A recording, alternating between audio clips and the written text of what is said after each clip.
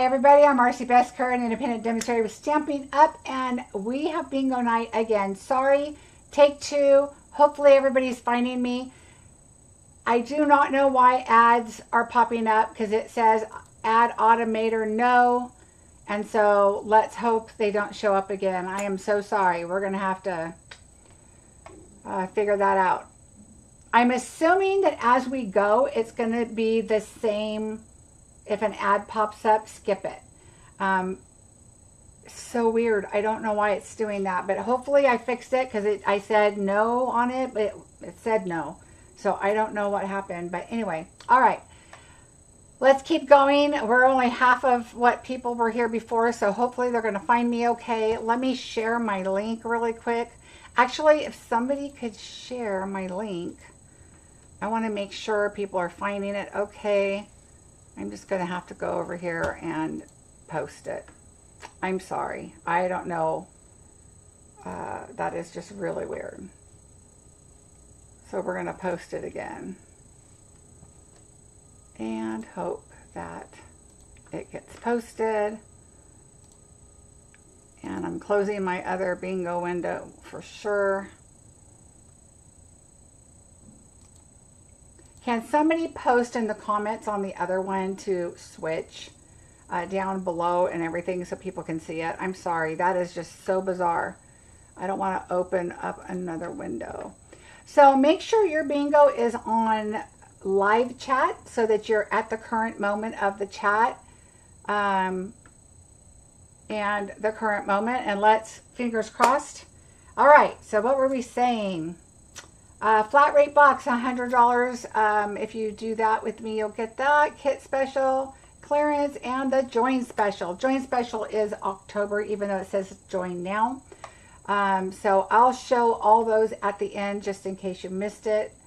Important stuff going on. Okay.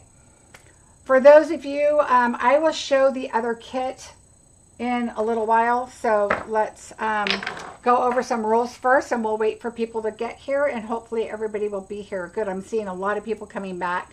Thank you for sharing, you guys. So weird. I just don't know why that happened. Anyway, okay. So let's talk about bingo and how that works. Good, Deb. I'm glad you found me. Okay, so how bingo works is I'm going to create a card first. Basically, it's 5 o'clock here in California on the West Coast. So people are getting off work and getting home so they can listen on their phone or whatever and get home, and we'll get through all the noise and news and updates and everything. I'll explain bingo. Then we create a card. And that way, in case they miss the first card, they are here in time to play bingo. So that's kind of why I do 5 o'clock. So that it gives them a chance to get home. But hopefully, I'm sorry, East Coast, it's a little later for you. But I try to kind of pre-prep some stuff to make bingo go a little faster for you. So there's that, of course, unless you have an internet hiccup. So hopefully that's fixed. So I'll create a card and then we'll play bingo. So the numbers are 1 through 30. I have all your numbers on my paper here. And if you need your numbers, let me know, and I'll let you know what they are. And then I'll give those to you. If not, they're on your receipt. When you get your receipt, there's a CSV file. If you click on that, everything that you filled out and gave to me, your address, all that stuff is on there, including your numbers. So that's where you can find your numbers. But if you need them, let me know. We'll do bingo. It's the first person that says bingo on here. So I look at my chat. So make sure your chat's up to date. If you are playing for the first time, make sure you are signed in where you are able to chat and comment on the bingo. Okay. That way, because that's of course how you're going to do bingo. If I call your number, so let's say that I pull a number out of here, and yes, I will give you your numbers. Hold on just a second. So if I pull out a 14, you're going to type in B in the comments. Okay. And then if your next number happens to be an 18, then you're going to type B-I. So don't just do B and then I. I want to see the full word because that's what I'm looking for. Sure, Carolyn. Hold on just a bit. Thank you, Cheryl. So then you just type, and then once you have the BING, make sure you have the full bingo word ready to go, because as soon as I say a number, you're going to want to put in your bingo. Right, just like Janine. Thank you, Janine. So B is the first number, BI the second number. So just like she just did. And then the first person that calls bingo wins. Okay, and then I'm going to write down that you were the first bingo winner, and then you're going to email me back, and you can go to this my blog right here, or on YouTube. There's my address, or Facebook, wherever you can get a hold of me, and give me your list. Obviously, I love $150 orders, because then it's a party. You get your host rewards, and then it helps me out too. Especially it's the end of the year, so I'm really shooting for a target. And so anyway, that being said, I will pay your first $100, and then I will invoice you the difference. I'll screenshot your total in your order, because I'll put a customer order in, and then I screenshot it. I'll send it to you, and I'll send you an invoice saying, okay, your order was $168. I paid $100. Your order is now $68 and whatever the change is. Once you pay that, I go back in, I put the payment in and submit the order. It gets shipped directly to you. All right. Now, what I do if you are the second person that says bingo, so you would get a consolation prize, which is usually something I have. It could be a stamp set. It could be a stamp and die. It could be embellishments and some extra, paper, or I just grab a bunch of whatever and I put it in a package for you. And you could opt out of the consolation prize and say, I want to opt out, and you want to continue playing. Most people like to do that because you want to go for the bingo, right? And get the $100. If it's bingo number 4, for example, or if you want the consolation prize and just say, I'm good with the consolation prize, then that is the last bingo that you can play. Obviously, stay and watch the rest of your cards. This is going to show you how to create your cards when you get them. So kits will be mailed out Friday. Normally they go the next day. They will be mailed out on Friday. And then when you get them, there's going to be a timestamp in the description. And it'll be right under my first little caption. It'll say timestamp. It'll say project 1, 2, 3, and 4. You can just click on them. It'll take you right to the project, and you do not have to listen to all the bingo stuff. So I hope that makes sense. I will also be deleting the other bingo once this is over. I didn't want to take the time to do it, and I thought it would be a good place for you guys to leave a message and say, please come here. So Cheryl, I saw that you did that. Thank you so much. Let's see. I could not get here at the start. That's okay, Michelle. I have not even started anything. I'm just kind of going over bingo, and I gave a few announcements of some stuff that's going on, and I'll recap those at the end. Yeah, we got rid of the ads, it looks like. All right, so bingo numbers, let me give you those first. Let's see. Tanya, your numbers are 5, 16, 28, 29, and 30. And the other person that asked, oh, Carolina, I have you on here twice, and I remember we cut off one. So yours are 5, 26, 7, 11, and 29. Okay. All right, let's see. Where are we at right now? I was struggling to access. Gretchen, no worries. We had an issue with ads, so I dumped the other one and we started a new one, and we just went over some announcements and how to play bingo. Crystal. And I'm usually in here, you guys, during the beginning of the, before bingo. So just know that I can always be in here giving you your numbers during the day, usually. Crystal, for whatever reason, let me double check. And I am searching. And you might have signed up after I printed this. I just want to double check and make sure.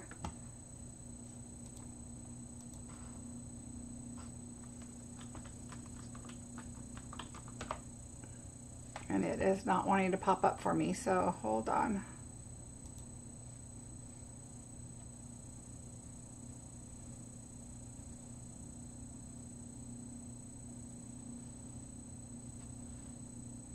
Oh, thank you, Gretchen, if you're talking to me. I got it cut and put some more highlights in it. My friend Mary Jo is playing bingo with you for the first time. Yay, but cannot add comments. Any suggestion? She has to sign in to a Gmail account, and she has to be able to comment. So if she has a Gmail account, she needs to sign into YouTube, and then she can do that. Crystal, I don't know why I am not seeing your... Oh, here we go. Let me look.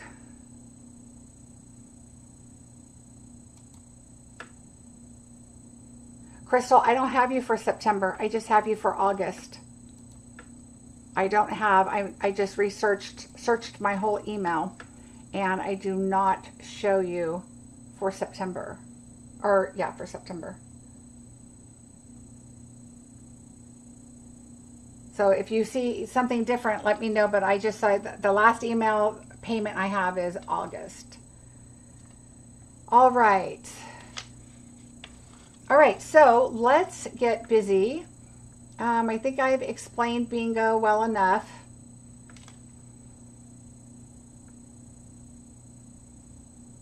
Okay. I'm going to refresh my YouTube because I switched screens and now it's going to go out on me and I need to get it caught up. I'm sorry, you guys, for that confusion on the numbers. So, all right, make sure you're on live chat. I'm switching mine again now that we switched over, and let's get busy.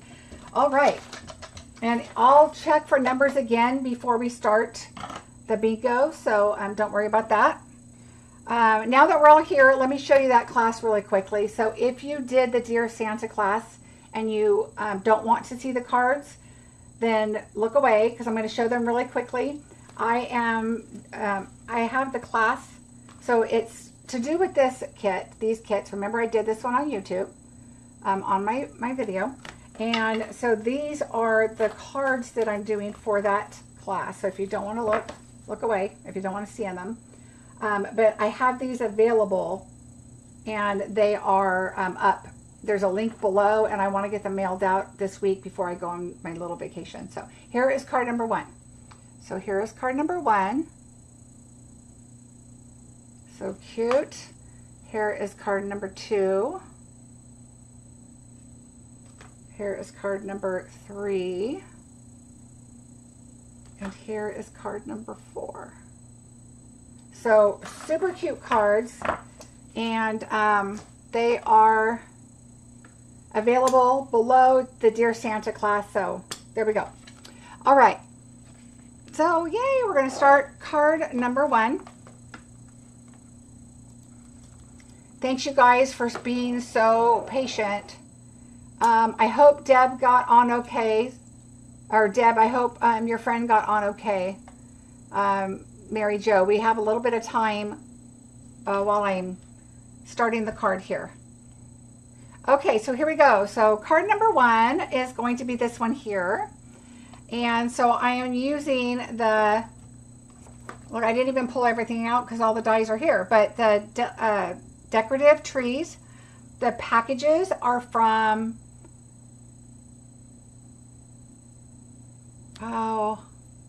Christmas Friends, the ones with the moose and everybody.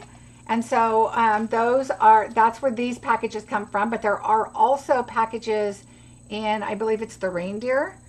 So you can choose, whichever one you want, but I decided to do that. I do still have a lot of the distressed gold, and I thought it went really nicely with this paper, so I decided to do that too. And, oh good, Mary Jo, I'm glad you made it. Yay. Perfect. Okay, so let's get busy. So your kits are pretty much all die cut for you. So for those of you that are new, we do have a lot of new people this time. So for those of you that are new, your kits are going to be pretty much all die cut for you. I tried very hard to make your kits as easy as possible to be able to put them together, and all you need is a sentiment. Now, sometimes you may need a little something else that might help you out. If I can't put like an item on here, like if this was a stamped tree, and you'll see as we go, I'll talk a little bit more about other projects and products and such. But I try to do it as easy as possible that you may not have the product. All right, so the inside of the card, I just did a nice, the distressed gold. This is retired, but I used that. And then I did stamp Merry Christmas on the inside. So we are definitely stamping first. I highly recommend that because, you know, you can stamp and then it can be all goobered up, and then you're going to have to tear it out of your card. We don't want that. So we're going to go with the Merry Christmas. I'm kind of laughing at myself. I told my husband, sometimes I pull out these kits, and I did these last month.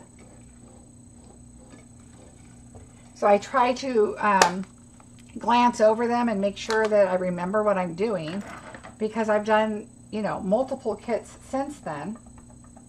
Like I already have 3 of the cards for next month already done. So when I return, I'll give you guys a list of them.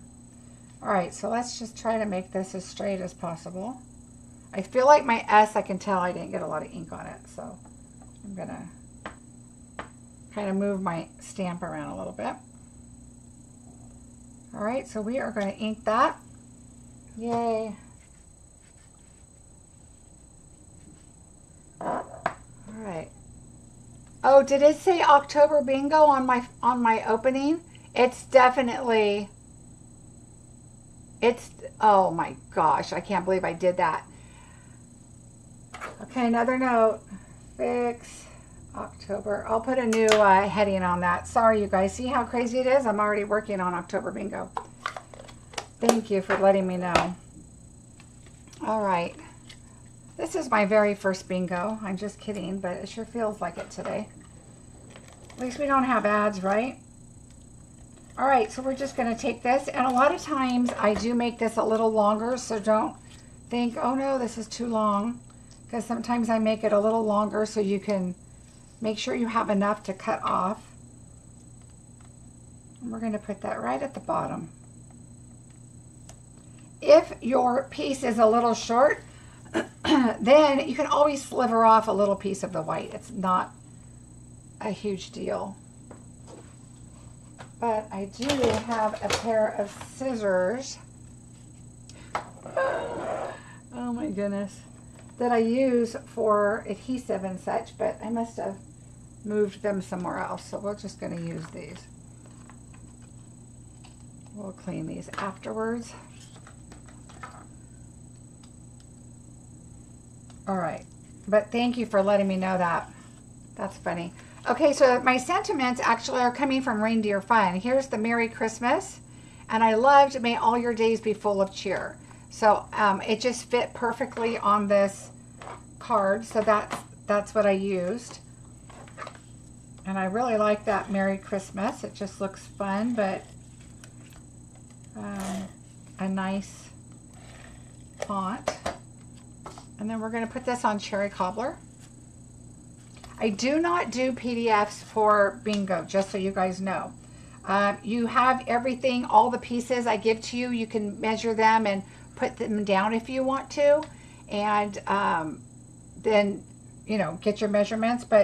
Or obviously, you could always ask me if there's something that, you know, you must know that once you get the kit, maybe something's off or whatever. Let me know for sure.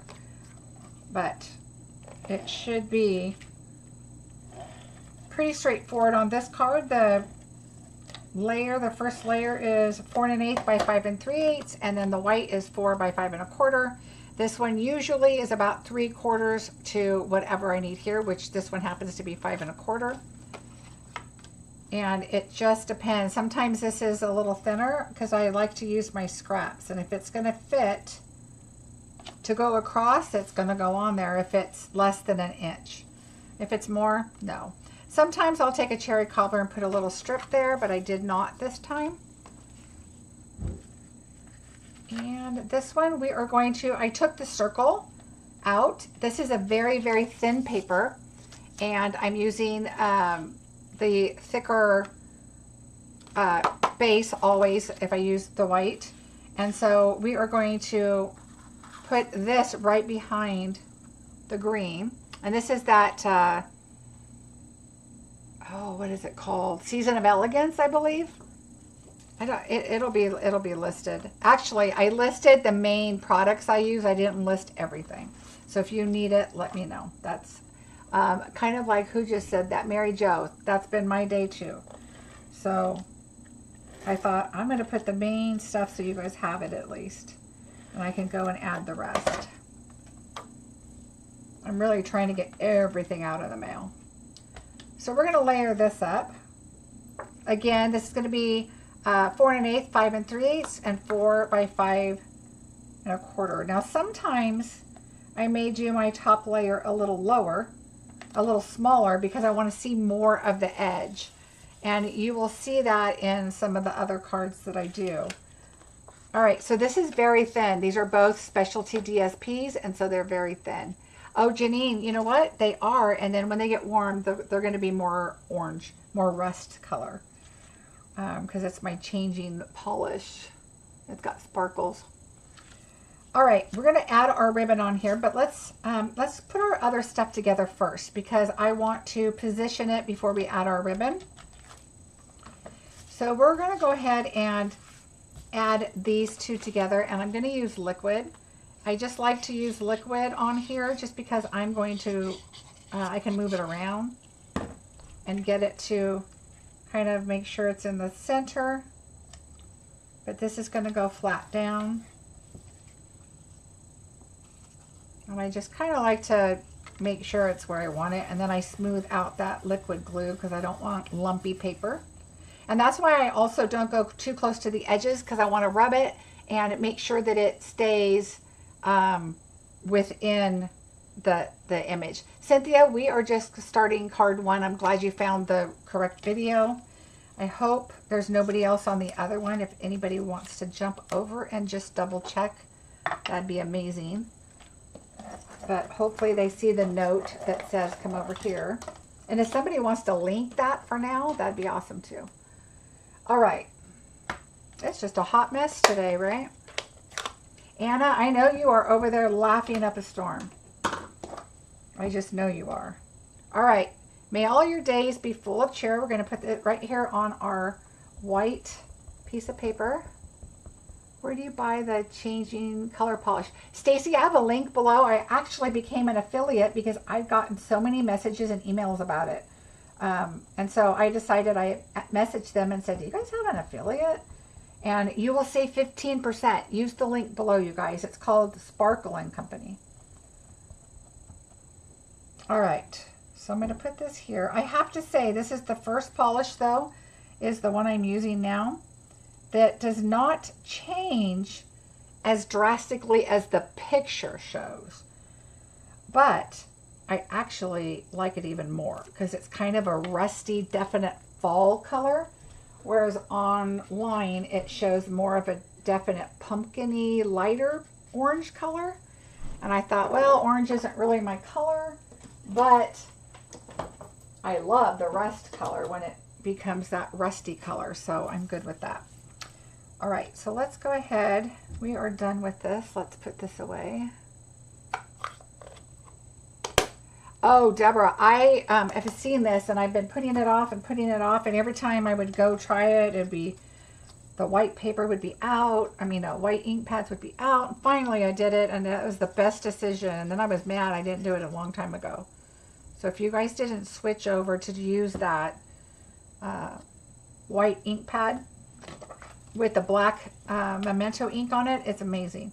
I like to put this on here because when I'm going to put this on here, I don't want it sliding around. So it's just a little easier for me to just have that underneath it so that I can, and then also when I go to slide the white around and get it right where I want it, the red stays in place. The bottom layer kind of stays in place. And so I do that. And now let's work on this. Your tree is going to have the chads in it for the most part. Some of them fell right out, some of them stuck a little more. So just carefully, because see, look how thin that outline is. Look how easy that was. Just kind of go through and poke your stuff out. I try not to use a pokey tool because I don't want to scratch up my pretty gold paper. So I kind of just do it with my nails for the most part. And I kind of do it from the back. As long as you kind of just barely push on it, it'll come out. And then if it was regular cardstock, I would, you know, run my nails a little firmer on it and they would come out pretty fast. But I want my shine to stay. All right, so there we go. So there's our gold. All right, now we're going to put our packages together. So I'm going to bring this back in. And we just have some little pieces. This one came from here. This one came from the back of the golden, the greenery and gold paper. That's that one. And then this one comes from the same as the tree, which is the Regal Distressed paper. So you have this one, and then you're going to see another one used later in the bingo.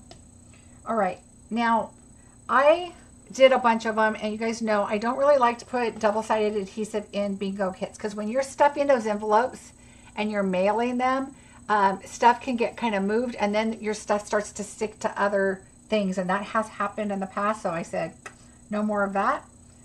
So we are going to just use our hands and add our glue on here. So let me just,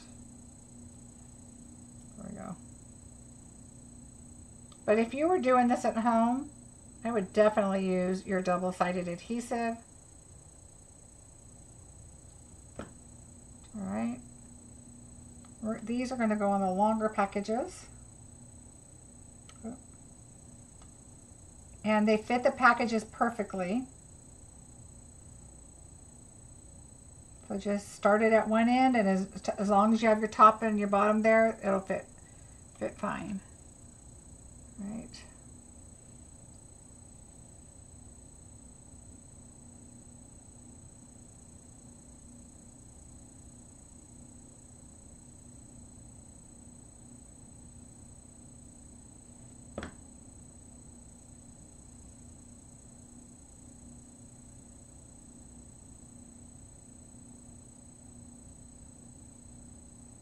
Thank you for all of those that wished my husband a happy birthday. He was a little overwhelmed. He's like, wow. And he's so funny because he's like, I know, those are your stamping friends. And, well, most of them were. A lot of them were, I should say. But he laughs at me because whenever I say my friends, he says, you don't even know these people. I'm like, but they're my friends. And he's like, you have more friends than anybody I know. And I said, well, you need to be in the crafty world because we are amazing. But he always laughs because he's like, how can people be your friend if you don't know them? He's so analytical. That's what I always tell him. You analyze everything. Go with the flow, buddy. Go with the flow. All right, so I put the 3 bow, I put on this one. And so I'm going to use a glue dot because glue dots are much faster when you do your bows.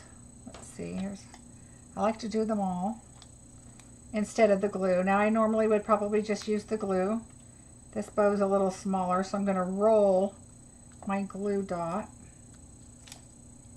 up and put it on here.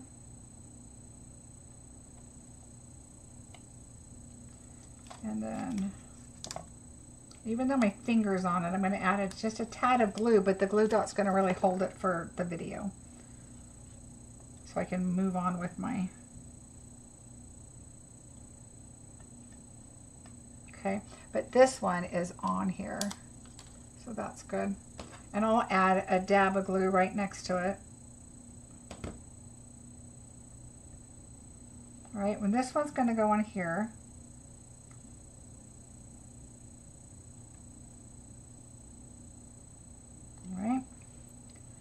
And then this one I'm going to pick up here, but I'm going to add a little bit of glue right above that. I want this one, oh, this one I want tall. So we're going to put that one right here. And then this one, we're going to put right here. All right, so there are all of our packages. So we'll set that aside. Move that up over here. All right. Somebody asked a question. Let's see. Yeah, Janine, I've done that too. Janine's saying use your silicone mat, add some glue and do a sponge. And I have done that, but then it makes such a mess over here, like for video purposes, that then I'm cleaning it all up and it takes a lot of time. So I'm like, eh. Have you noticed that the glue dots are a little bigger than normal? You know what? It's funny you say that. I did get one package that I noticed looked bigger, but I will say that one came as a gift. Somebody had sent me some stuff. But I buy a lot of glue dots at one time, usually if it's free shipping or whatever, and I have a lot still from a while back. Hi, Michelle, how are you? All right, so here's our tree. So again, this one is perfect with adhesive, and maybe I should do it on video so at least I can show you how great the adhesive is, but I didn't, because it would be a lot easier. But yeah, Janine, I know what you mean about the adhesive with the sponge. It works great. But I just hate having to clean up messes if I can help it during videos. All right, we're going to come down here.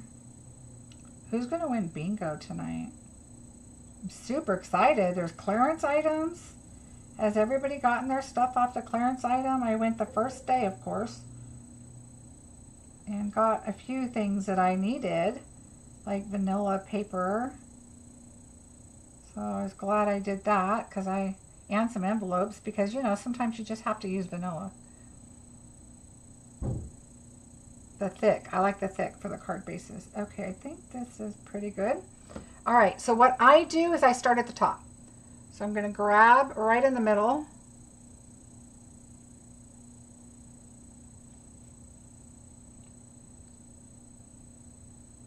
And I'm going to grab here. Right there, there's like a little dry spot. And I'm going to start at the top and go right. This is the fun part. Slide it on where you want it.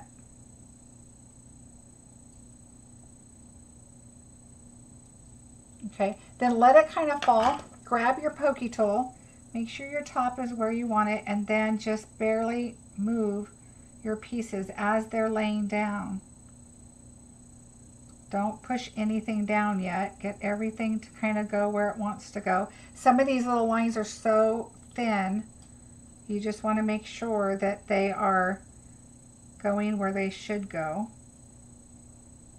So just pull them out. It's really thin to just adjust slightly.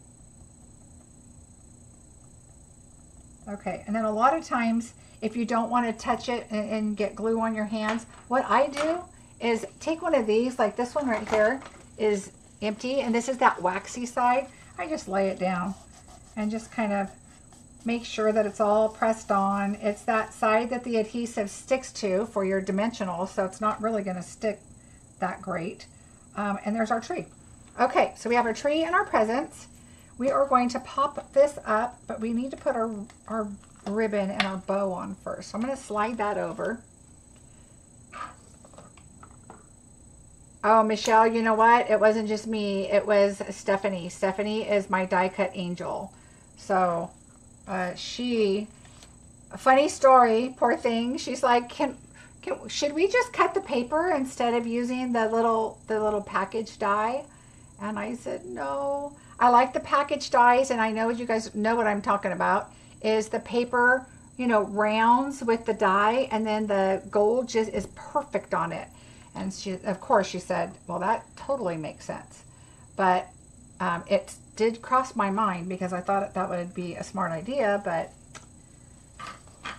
I wanted everything to fit perfectly, and you know, I'm kind of weird like that anyway.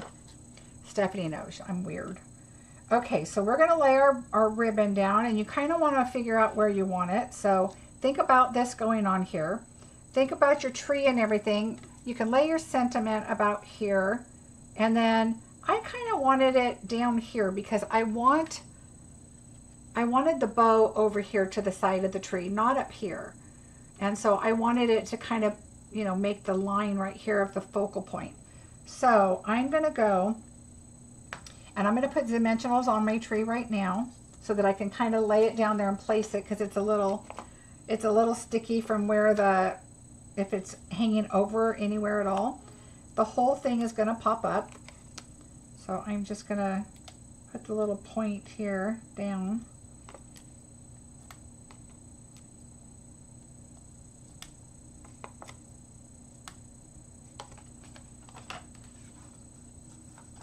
Stephanie is an angel. She's giving me a funny face, but she's an angel because she does my craziness as I say, nope, it's got to be like this, or it's got to be like that, because I'm just, you know, I'm set in my ways, as my grandma and my mom used to say. I'm set in my ways. Okay, so I want it to go about there. So if you think about it, it's about 1 1/4 inches up. So we're going to go back here and add some adhesive down the sides. I'm just going to actually go all the way around, because this is going to go flat down, because we're going to do popping up on the top. So let's go ahead and put our adhesive. I'm going to put this down here and look over here at 1 1/4. And I want this to be 1 1/4. So I'm going to just go above the 1. I think that's not enough. I'm going to go above the 1 1/4. Right about there. Yeah. Oops, too much. So take that back off, pull it down a little bit.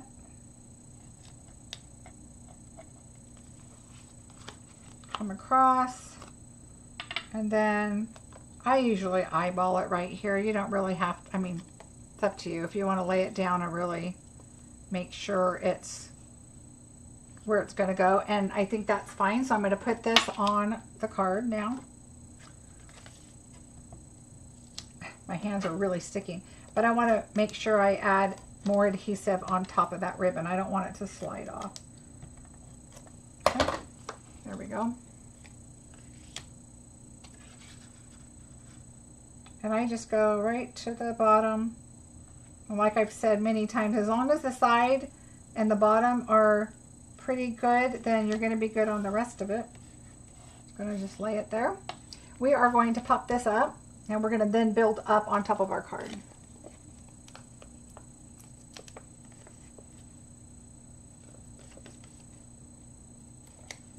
Thanks, everybody.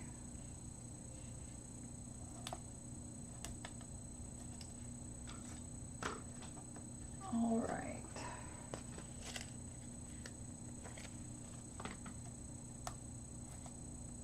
All right, that's good. So because I put 3 here, I'm going to make that my bottom, because that's where like all this weight is going to go, which this is really not weight, but that's what I'm going to do, is put those towards the bottom.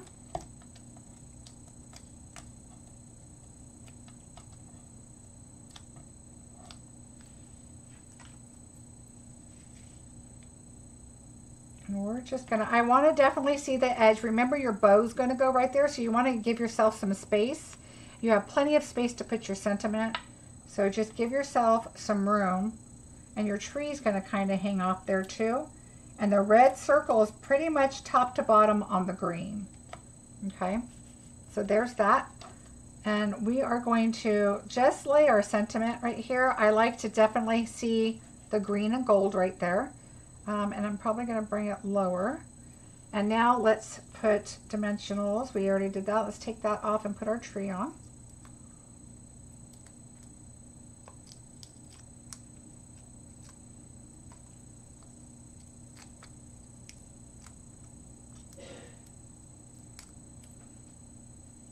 All right, look how pretty that tree is. Oops, look, it's so sparkly, it's shiny. And I wanted something light and airy, that's why I went with the white. And now this is gonna hang off in the bottom, so I'm gonna put the bottom right to the gold so that it's kind of anchored down. And then we're gonna have that branch over here hang over, and that's fine. Just make sure your tree is straight. All right, so that looks good. Now we can go ahead and do our sentiment, because I just want to make sure that all that is right there.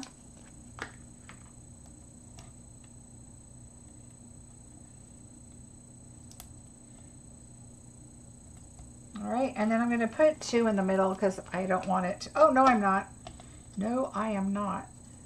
We need to glue this because we don't want that poking up. Silly me. All right. We actually need to add glue. So we're going to do this about,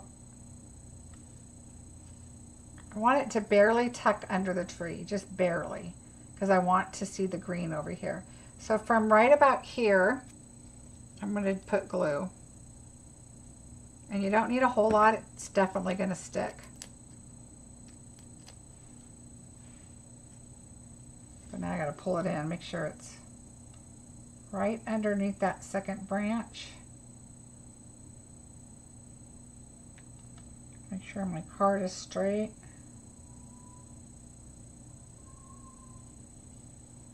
Okay, so there's that. And now we're going to put our packages on, and they are also going to be on dimensionals. Everything popped up, which is why we did the bottom panel flat. So see, this is all you have to do is stamp 2 things and put everything together. Easy, easy. My kitty is out there making noise again. I see other people with their cats that just love to come lay in their craft room and just kind of relax. My cat starts chewing on the corners. If you guys get a card and the plastic that the card's in is all chewed up on the corner, that would not be good. So I do not let her in here. All right, I'm gonna put this one up here. It's a little package. And then I'm gonna put a half of one. Oh, I found my scissors. They must have been right there the whole time. These are the original scissors that I was looking for. All right, this one is too big. Well, that works. I don't want the tip showing, so make sure. All right, so these are ready to go. Yay! Card 1 is almost done. We are going to add our tall package first.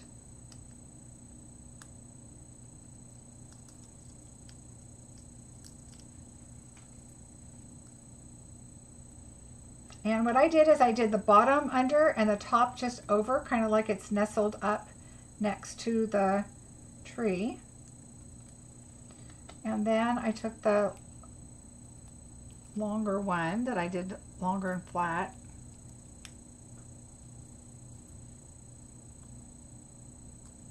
And then I did it right on top of the tree. Oh, you know what? I think I did it. Oh my gosh, can you hear her? My cat is just something special. My husband's all, oh, you know what, you guys? You don't need this bottom one. I forgot. See, I told you. I made these a month ago, and now I'm trying to remember. All right, but we're going to put a little glue because it's going to set right on top of that right there at the very top. Like they're just all kind of stacked in the corner. So we're going to stack that one right there. All right, so now we have all of our packages stacked next to the tree, but we need to add our bow, so we need a glue dot.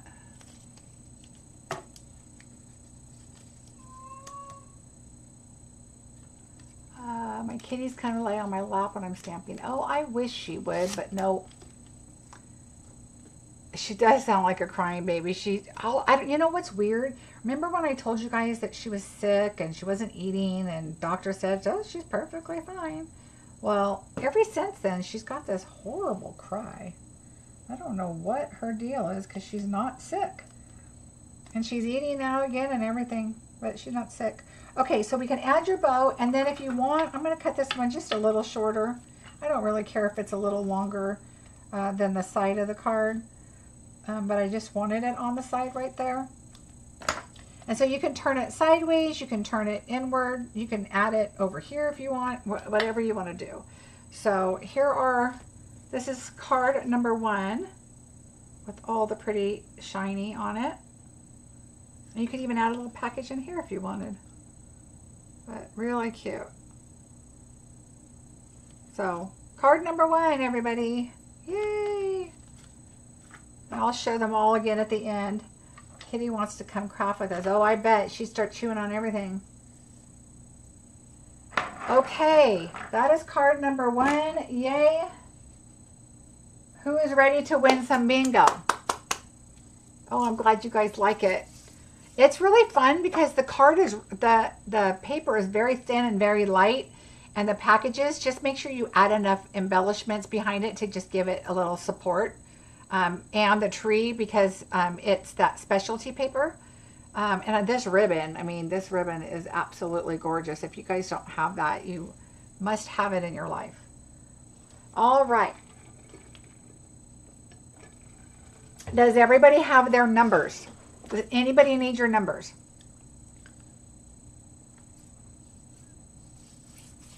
Carol says she's ready to win. Rose is ready to win. Robin. All right. It looks like everybody has your numbers. All right. Oh, here they are. I'm like, where did they go?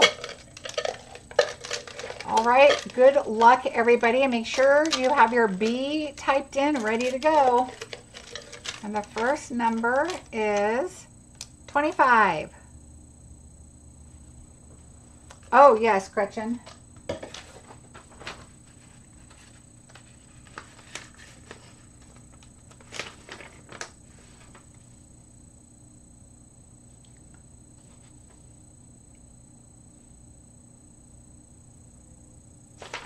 All right, hold on.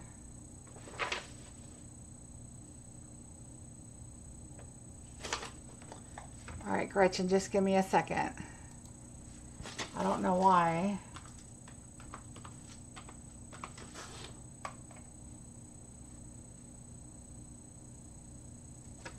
Oh, I think I could look off of this. Let me just double check.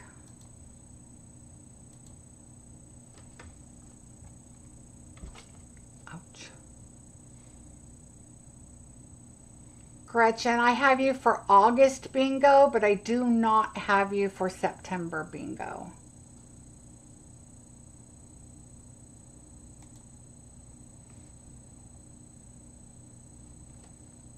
All right, let me refresh here. Whenever I go off, I have to refresh. I'm sorry. All right.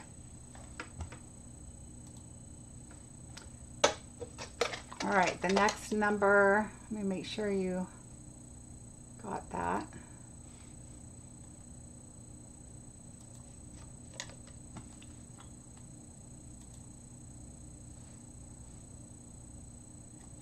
If you show differently, Gretchen, let me know, but I just did a search on my thing and it doesn't show. All right, number 26.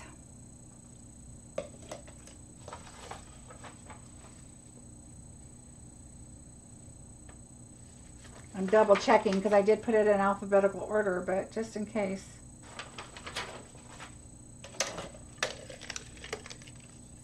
All right, number 17.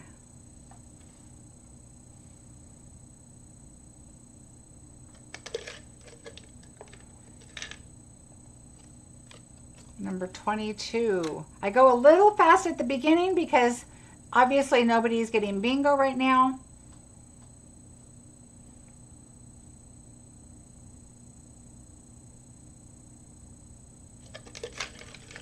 Lots of B's coming up. Number 8.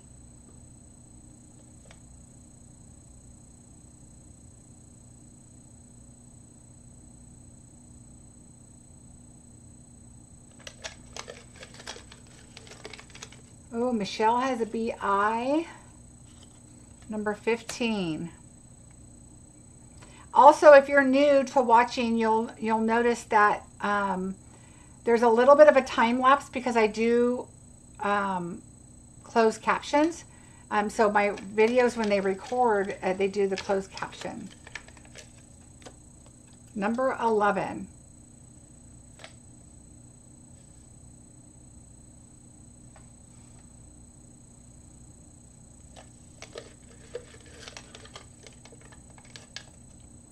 Mary has a BI. Number 12. And Sue and Francis. Lots of BIs coming up. All right, 24. Now I'm going to start slowing down a little bit.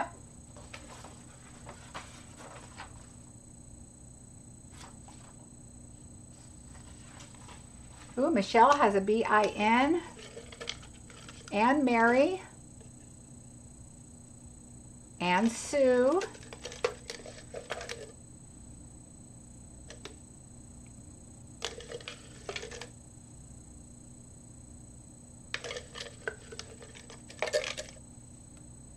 Number 5.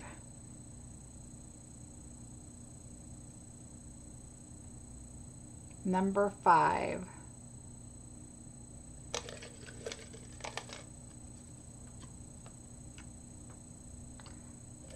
Cheryl finally has a B. BIN for Rosie, yay. Number 10.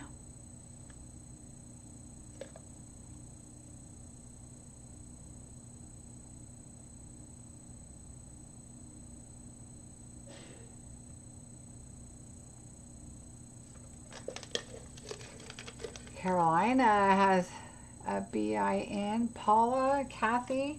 Number 7.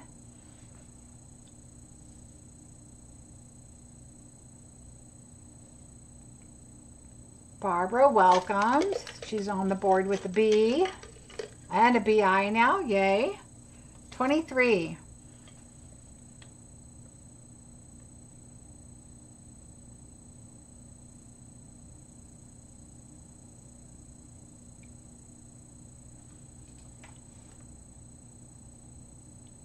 Ooh, Carolina has a BING.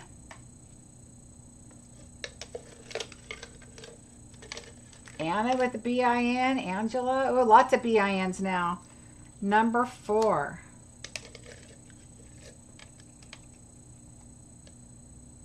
Ooh, Karen has a BING.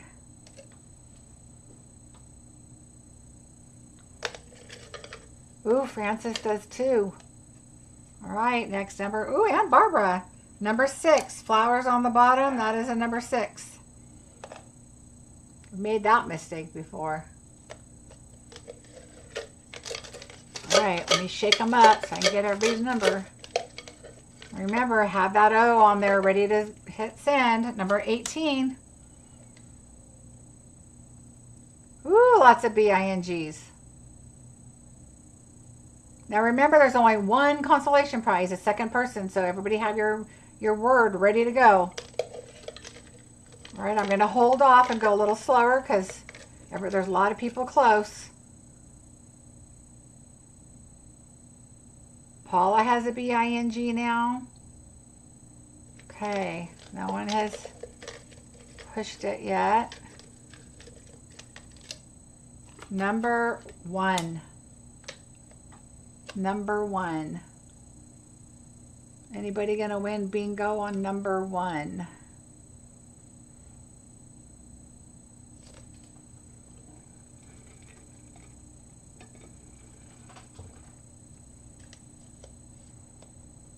And the winner might be, oops, more BINGs. Carmen.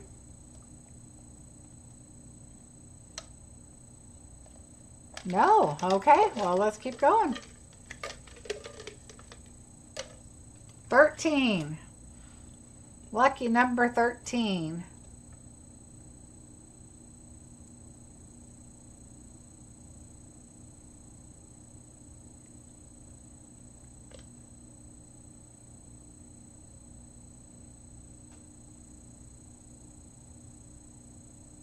Make sure you guys are on live chat.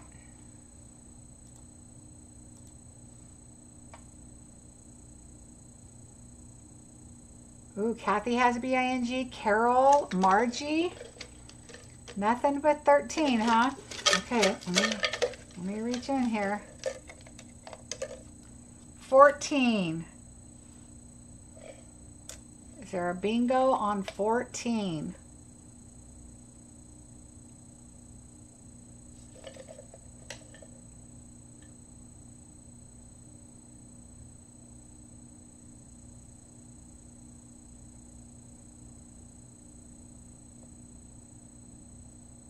There's Angelique has B-I-N. Rose is now B-I. That's all 14 got, B-I-N for Linda. All right, doesn't look like anybody's won. All right, number 19. Number 19. And remember, because of the video and the lapse, even if somebody won bingo back here, that's okay, as if they're the first person that says bingo and they've got their numbers, then that's okay. I mean, somebody might be in the bathroom, but it's the video lagging is the issue. So we've got to go with the first one that says bingo that wins. Eileen, Dolores, and Mary Jo, all with a bing. Wow, are we going to go to the last number? That is funny. All right, let's get this number, 20.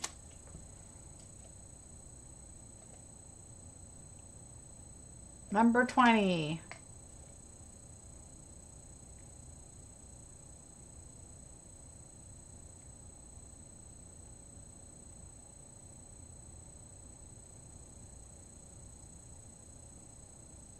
Somebody's hitting enter. It just has to be. Boy, am I glad commercials aren't coming up anymore. No, okay. Marva has a B-I-N-G now. All right. We're going to go with another number. Number 3.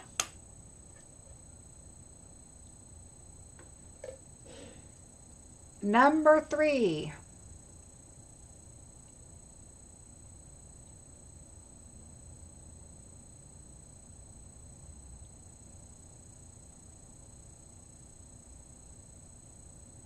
Paula. Paula says she has bingo. So let's take a look.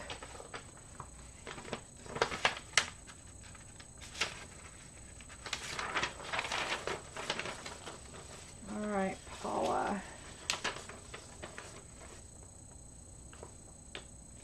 Oh, wait a minute. Here we go. Okay, Paula has number 3, number 10, 11, 18, and 26. Congratulations, Paula. I can't believe there's only one winner. Congratulations. Yay.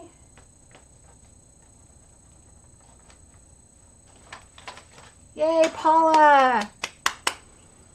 Congratulations. All right, I don't see any other winners.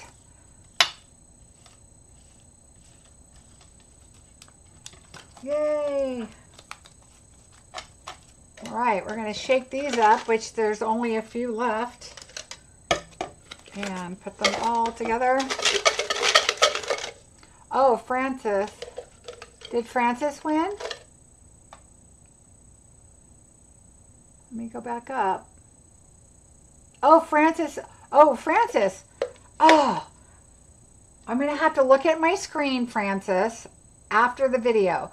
Do you want a consolation prize, or do you want to continue on for bingo? And then I'll verify once this is over, because I did not see your name up there. I'm so sorry. So let me know if you would like to continue on, or if you would like the... you were third. Was there a second one? See, when I go look at Paula's numbers, I might have missed them. All right, so Francis had a bingo. Paula had a bingo. And Paula said it twice, so that you might have thought you were third. You were second. It looks to me, I see that you were second. So let me know what you want to do, Francis. Do you want to continue on and try to win another bingo, or would you like a consolation prize? Continue on. Okay. All right. We're going to continue on, and let's go then. Okay. We are ready to do card number 2. Card number 2. I had so much fun doing the sophisticated sled class, and it had sold out, and so I really wanted to do another card with the sophisticated sled. So here is the card we're going to do. So cute. I love the paper from Take a Bow. Okay, Take a Bow. It's like take a bow, play on words, take a bow. Isn't that cute? So there's our card. There's the inside. Now you could really do something different if you wanted. You could take red and add red stripes right there, add another bottom, whatever. I liked the clean and simple, so that's what I went with. So let's get busy. Okay, always remember that, now see, the one thing about bingo is that you guys are going to find out what your gift is in your bingo, right? Because, I mean, I could not tell you, and I could just, you know, make you guess. But you guys are each going to get a package of the Druzy gems. So that is what you are going to be getting. So that's why there's none in your package. So don't worry about that. Take everything from the top and just move it up. And let's work on our inside piece. Again, remember you can measure this, know how much I cut off and all that good stuff on that card. But we are going to take these 2 pieces of DSP, and this is again from the Take a Bow, and we're going to add those on the side.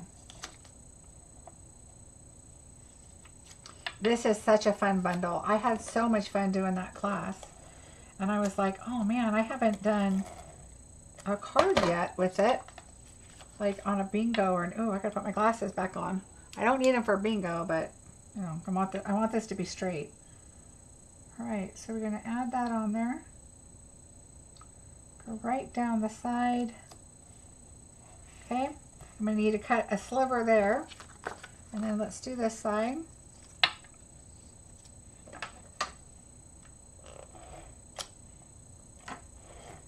I really use my silicone mat a lot.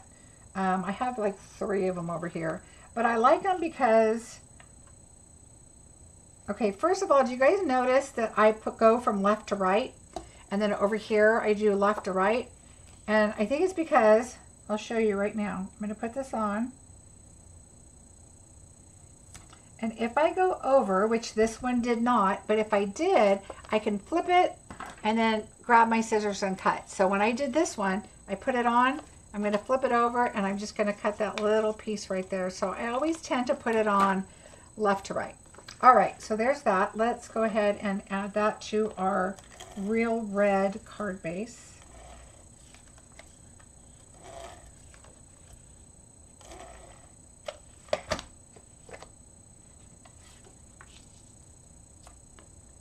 And again, you're going to just have that little space around. So of course, the real red is 4 1/8 by 5 3/8, and the white is 4 by 5 1/4. That's my pretty general size. I used to do my colored cardstock at 4 by 5 1/4.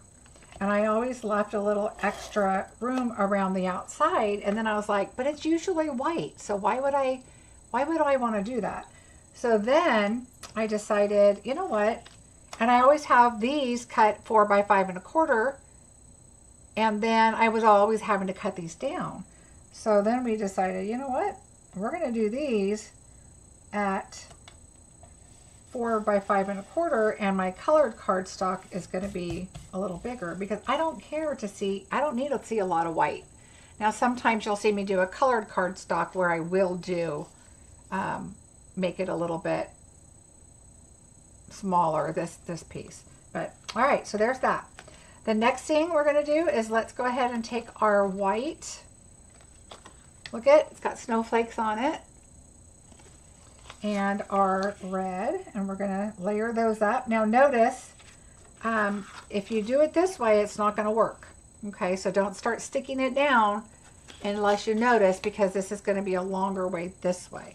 All right, so pay attention, and I'm going to put seal on it for purposes of doing this on a video, but it is embossed, and so I usually use liquid, but the snowflake one is very flat on the back, so you really could probably get away with a seal, but I'm going to add a little bit of glue, because that's just kind of my rule of thumb for embossing folders.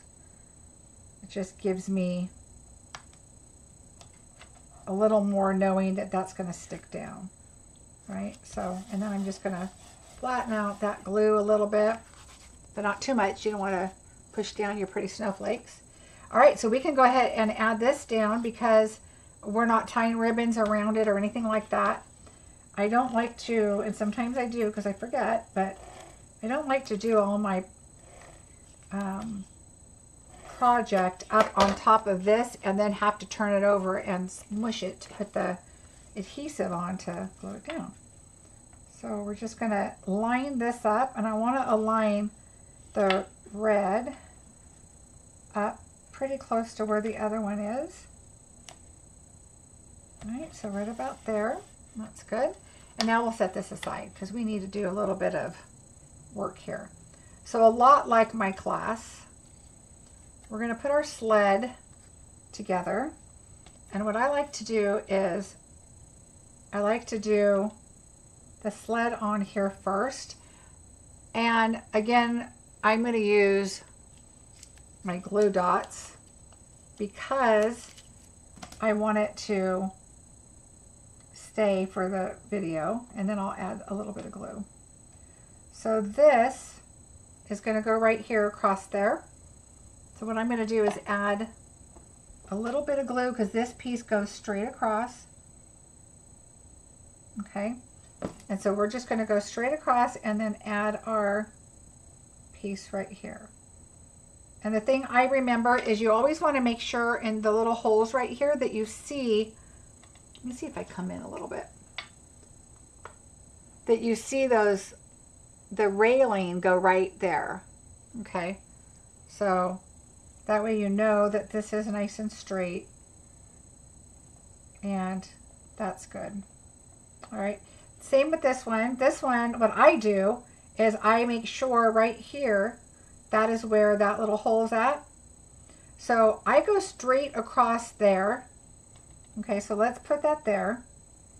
And then right here, straight across here. And you know if you put your glue there, you're going to be good. This one here, though, in the middle, you're going to go above these little red lines right here. So see the sled, the lines right there? I'm going to go right above that. So equal with these. So I'm going to go here and here. And then I'm going to go here because you know this goes right down the rail, right? And I'm going to go here. And then I'm going to go right above it. Okay, you want to go above. And then down here, and I'm still going to go down here. I don't want my edges like flopping in the wind. So I'm going to do that. And then down here, it's equal with the line again. So equal and just right above it. Okay. So make sure, you don't do that. You might also notice, I've got this little, make sure all your little pieces are out. All right, we'll clean up the glue when I'm done. All right, we're gonna go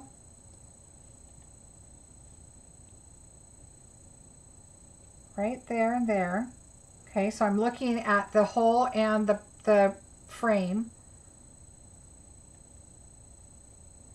And be careful because your hands can get stuck on these with this glue. All right, so we're right above that, right on that, and right on that. Yay, there's our pretty sled. And it actually covered up the glue, so we're good. Don't have to worry about that. Oh, Lisa, I'm glad you liked the class. Oh, thanks, Deb. I had a hard time giving them away. So you're going to make extras. All right, so let's get that put this aside. We're going to move this over for a bit. Actually, let's do our skates. We'll let those dry too. So let's get our skates in here. Stephanie did die cut a ton of skates. All right, so one of the things that I'm noticing that people have not figured out is on your skates, there's a slit on here. And usually if you have a die like that with a slit, there's a reason. So this one right here is because your laces are supposed to go inside.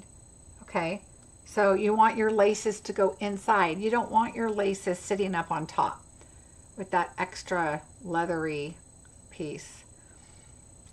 Speaking of skating, if you guys take my Dear Santa class, I told a very funny story in that class. So I will be sending that video out probably tomorrow.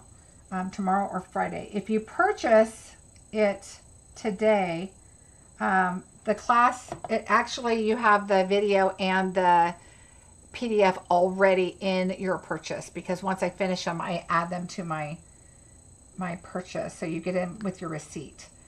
But for those that have already purchased it, it'll probably be tomorrow because it's hubby's birthday and I'm not going to do it tonight.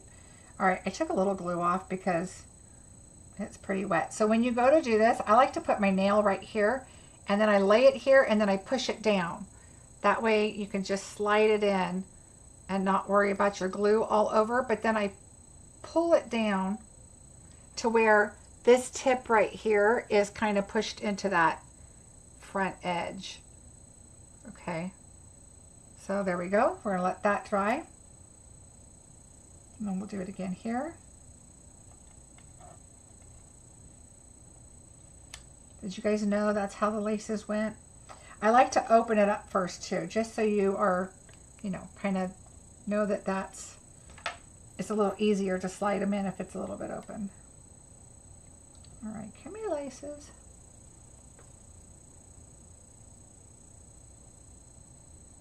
All right, so there we go.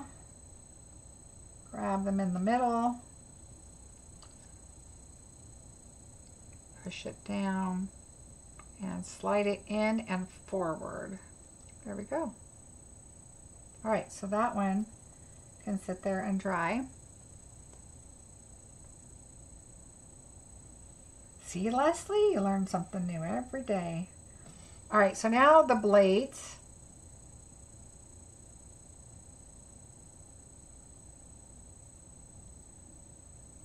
And nobody could even guess what this skating story is. You guys are just gonna die. So funny. I can't believe I even told you. It's one of those embarrassing moments, but I was young. Blame it on that. All right, I'm gonna move this over because I need to slide my blade just a little bit. So I'm gonna clean that glue out. I got a little extra glue there. And I just wanna make sure my skate is slid forward. There we go. There we go. So there's one. And then this one. Hi, Tashana, how are you? Over there in Florida, it's getting late. We're on card number 2. All right, so we're gonna put this on here, lay it down. I'm gonna push it a little forward now. All right, so there is our skate. Again, I'm just gonna take out that glue in the middle here. There we go. All right, so those are drying, that's drying, yay. We'll set that aside. And let's get our adhesive off here, our little extra we don't need, so we don't get glue all over. All right, so now we need to do our sentiment. And it is Let It Snow, because I thought it went very nicely with our snowflake background. And another little hint here, but you see on the frame, this came out of here. Oh, not that one. It must have come out of this one. It pops out of there. When I did white, of course this is silver, so I have a bunch of silver ones, which in my in my class I used as the background, the larger one, and then I made smaller ones that go right on top. But so keep these as your little sentiments because they work really well. So this I had, and I did Let It Snow. And that is from the sled class, Sophisticated Sled. Oh, how is your grandbaby, Tashana? We have a baby shower this weekend. So excited. Do I know the name yet? No. They're keeping it a secret. I'm hoping they're going to let us know on Sunday. Saturday is my grandson's birthday, then party, and then Sunday is the shower. All right, so there we go.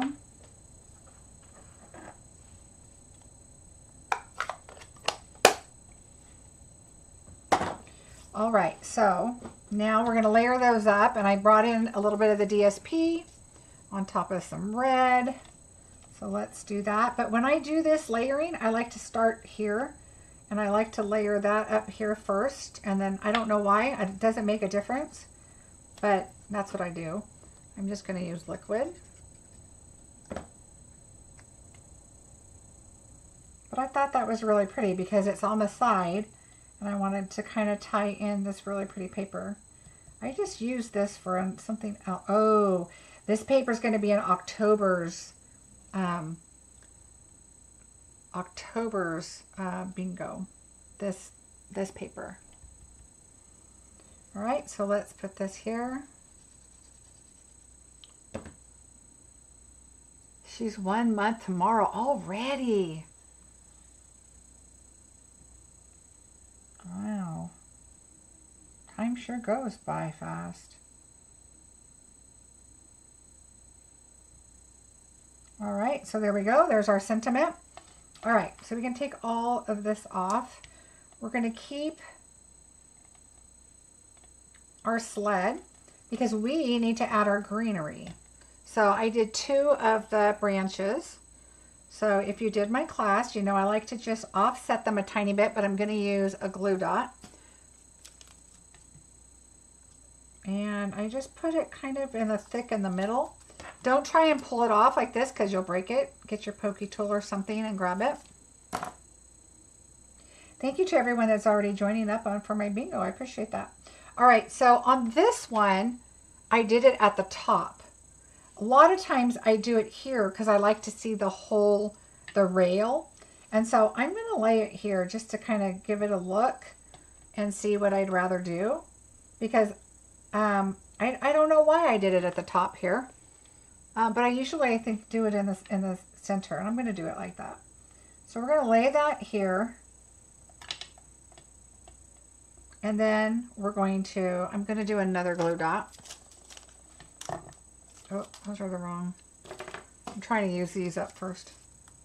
They're both kind of half used. I don't know what's going to make a difference. Now, if your glue dot's going to poke out a little bit, it's okay because you're going to put your bow there. So, but you definitely want to just slide it off. And then I like to turn this just a little bit.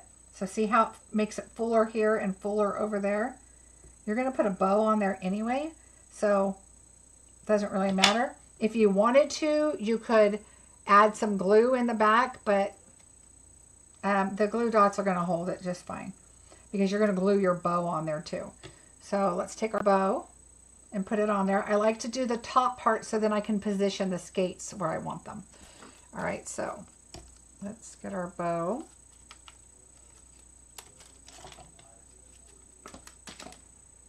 Oh, you guys have hurricanes. I don't watch the news. Sorry, you guys. It's just too depressing. As it is, I'm watching West Wing, and there was just an assassination. And I was like, oh, geez. Or attempted, I should say. But anyway. All right, so there's the bow. So pretty.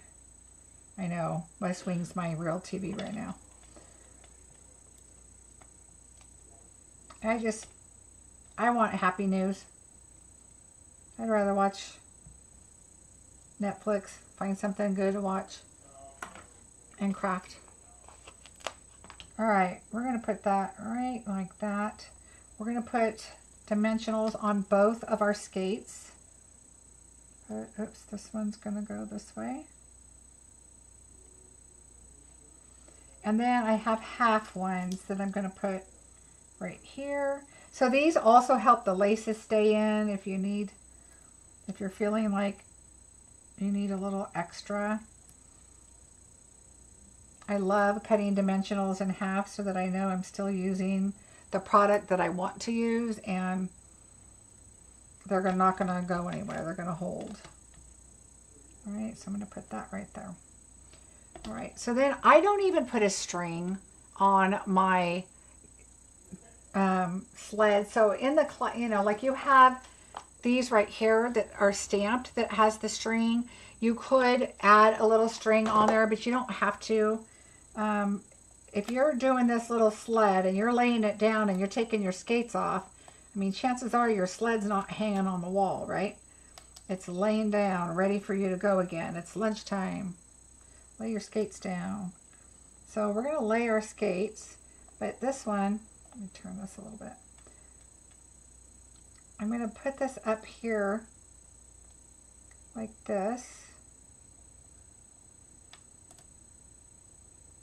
Okay, kind of towards the left a little bit, because this one, we're just going to lay it on top, sort of, like it's like you just laid them up there and they just laid over. It's kind of the look you want. All right, so let's bring this, and I'm going to lift my ribbon, and then I'm just going to lay this just like right here, and you can have it even more crooked or less crooked, whatever you want. As soon as I can lift it, and just kind of get the look that you want. If you want them laying like this or whatever you want, I'm going to just kind of go like that. And I don't mind the dimensional on top of the dimensional a little bit on the corner, because don't forget that you know, these are just laying down, and so they're kind of laying on top of each other, and that's fine. And it's not that high if it's just the tiny bit of the corner, because your blades are not popped up actually, so that kind of works out. All right, so we are going to add dimensionals on here. So I do add a large one right in the middle because you can't see it anyway. You've got your skates and everything there. I do this one, and I'm a little more mindful to put the lines this way on your dimensional, and that way they're like that. And same down here, but I don't go too far down because I want it, you know, you don't have to see it. And then I'm going to take these half of one and put it right here.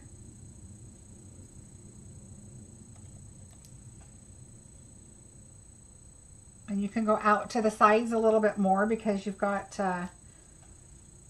the thickness and it'll support your sled.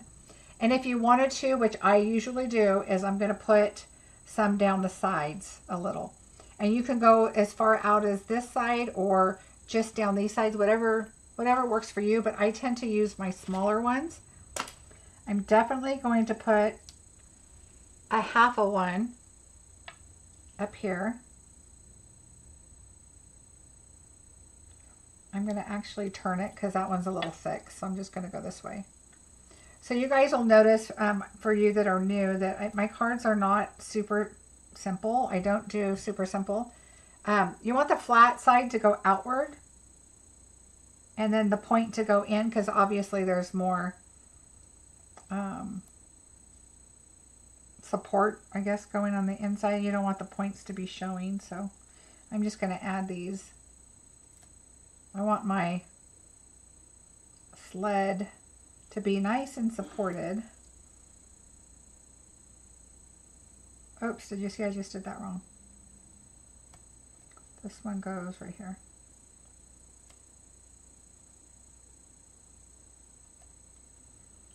This one goes over here.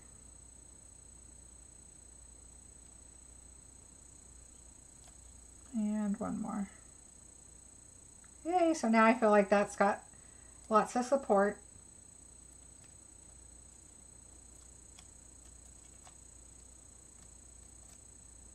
But I like my cards to be where I'm trying to teach different things or techniques or colors or just regular tips and tricks that I've learned along the way that save me time or I found that work better. Obviously, I'm always still learning tips and tricks too. So, all right, there's our pretty sled. Nice Christmassy traditional colors. All right, see, I like to see the frame right there. Make sure that you're on your top flap. You don't want to go too far over because you're not going to be able to open your card. All right, and we're just going to go right about there. Make sure everything is pushed down. Remember, you're on embossed, but it's a fairly flat emboss, which is good. All right, we are going to put our sentiment right about, let me get this out of here, right about, I want to see the rail, so I am going to go right about there. I want to see this red stripe, so we're going to put it dimensionals on the right. Oh, thank you, Kathy, I appreciate it. We're going to go here and here. As long as I don't see that right there, that's good.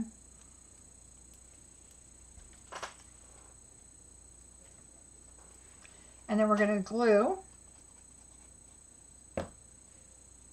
and go, I'm going to go just right under that blade, but down. I want this silver, I want the frame to poke out.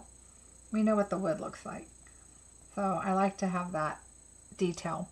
All right, so that is it other than our beautiful drusies. So I took a large and I kind of found a flatter spot, which was one right there. And then same, I'm going to go right up here with that one.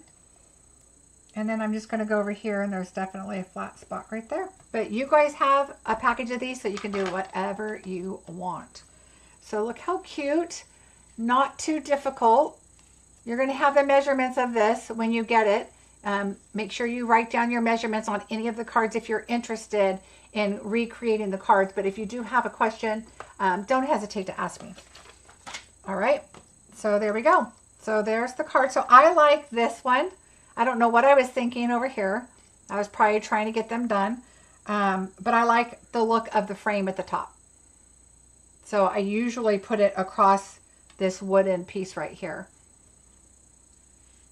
Okay, and I love that that's there because you can see the red poking out, and you can also, it also helps keep stability to your card by adding all that on top. All right, there you go. There's card number 2. Yay! Gonna pick them up. All right, let's win some bingo. Thanks, you guys.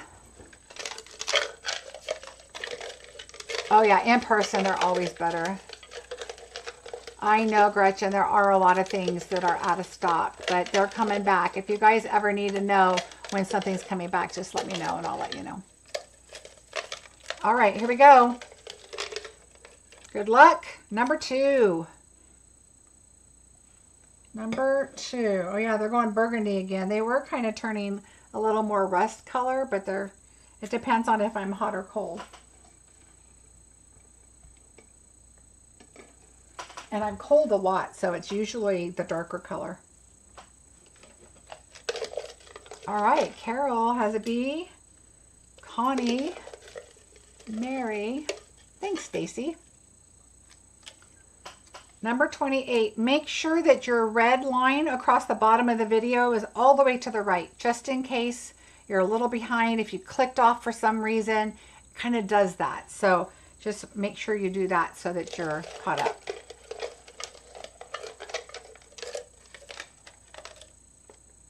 Number 1. Thank you guys so much for finding me on this second post and putting the note over on the other one. It seems like everybody's made it, so that's good. That was just really weird. I don't know what happened with that. I don't like doing my lives or my recorded videos to have commercials in them, so number 15.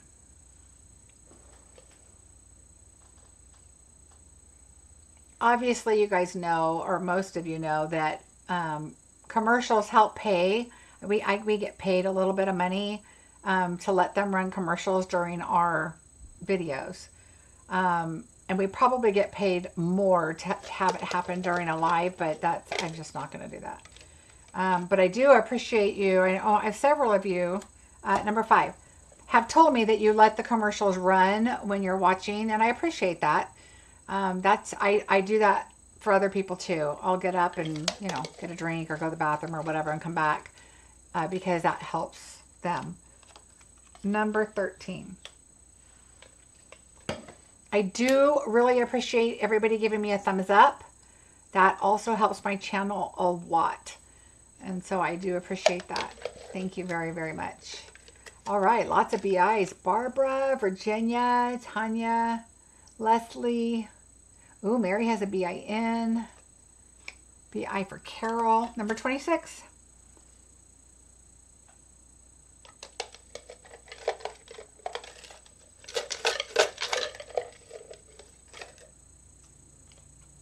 $24.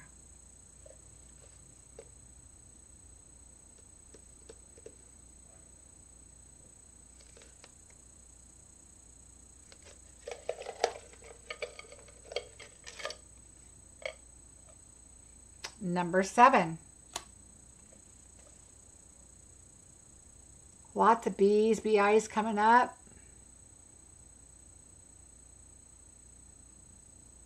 Wow, lots of BIs.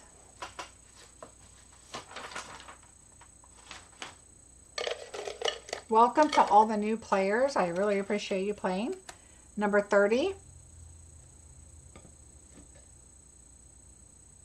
Barb has a BIN. Connie.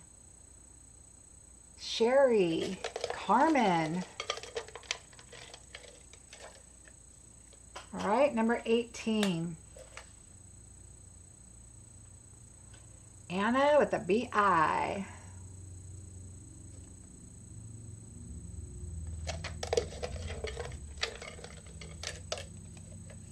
Number 16. Ooh, Carol has a BING. Ooh, so does Carmen.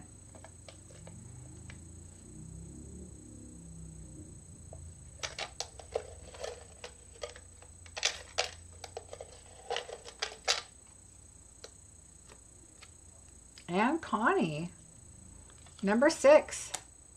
And Tanya. Here we go. Boy, you guys are all on it. A lot of the same numbers, maybe.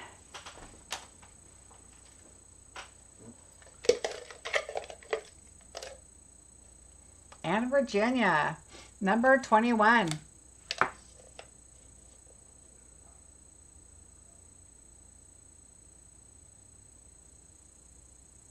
Number 21.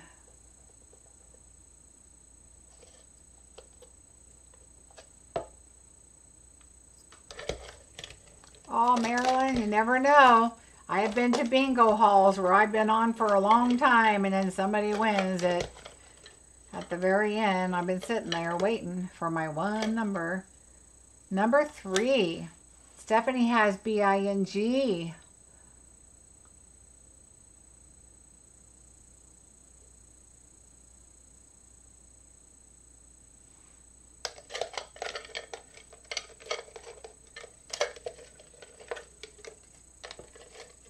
I'm going a little slower now because we've got some people with a BING. Rosie, Sarah. Stephanie has a bingo. Let's take a look. 1, 3, 21, 24, and 30. Stephanie! Yay! Stephanie has a bingo. Where did my pin go? Congratulations! Let's see, number 2 bingo winner. Look at you. Yay!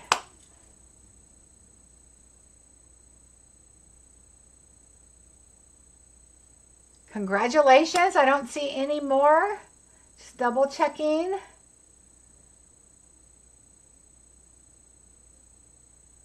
All right, so Stephanie's the one and done. Congratulations, Stephanie. Yay! Tomorrow she's coming over to help me cut. I guess she'll be giving me her order.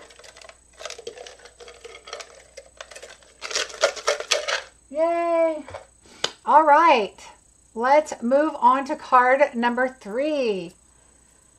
Who doesn't love Rudolph, right? So here we go. So I know I did a card online that looks a little like this with 3 circles, but I was like, you know what? I wanted to play with him some more. So I decided we've got to have a Rudolph card. So the very first thing I must tell you is be very careful of the items inside your card, and I hope this itty bitty bitty piece doesn't get lost.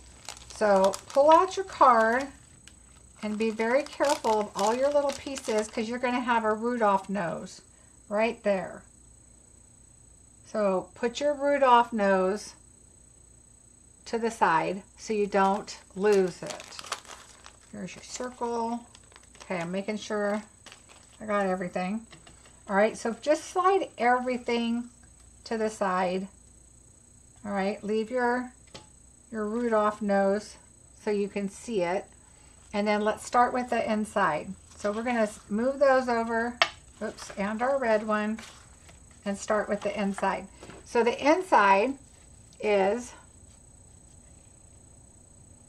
the holly with the red line. So we're going to do like normal.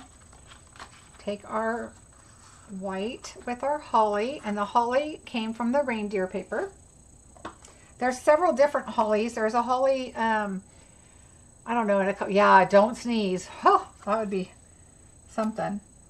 And then, but there's some other holly paper, but this one came from the reindeer paper. So we're just going to put this inside.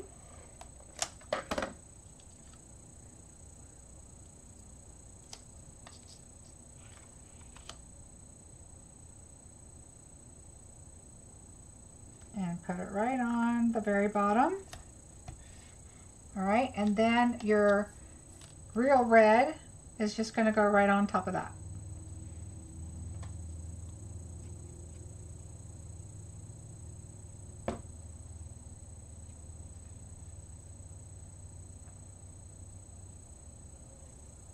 This one is so cute for grandkids.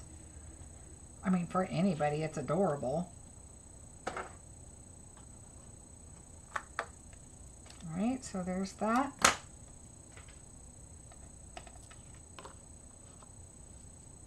And then now onto the red. Real red is what I used. I was really happy with the cards this year. I love the greens. Shaded spruce I've used a lot this year. And it's one of those colors I just haven't used a lot of, and boy have I really enjoyed it. It's been so fun. All right, layer it up on your red, and your inside is done. We'll just glue it in.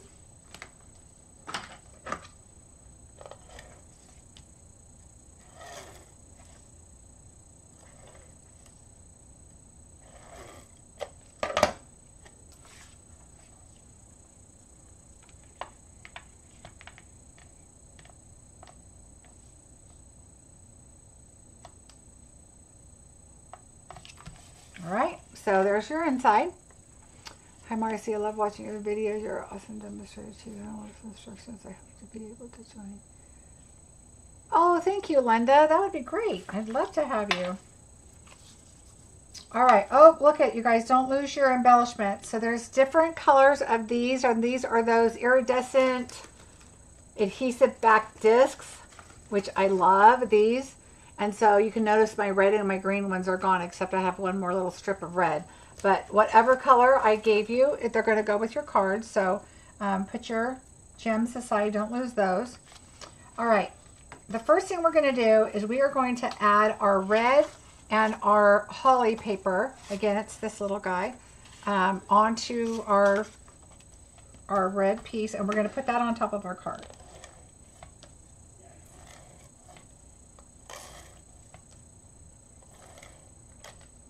The last card is going to have some technique, just saying.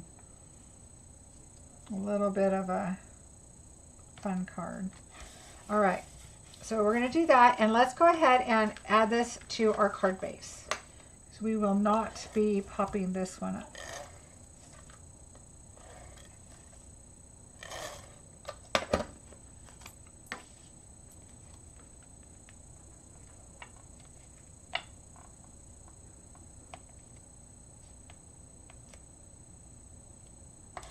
All right, so there we go.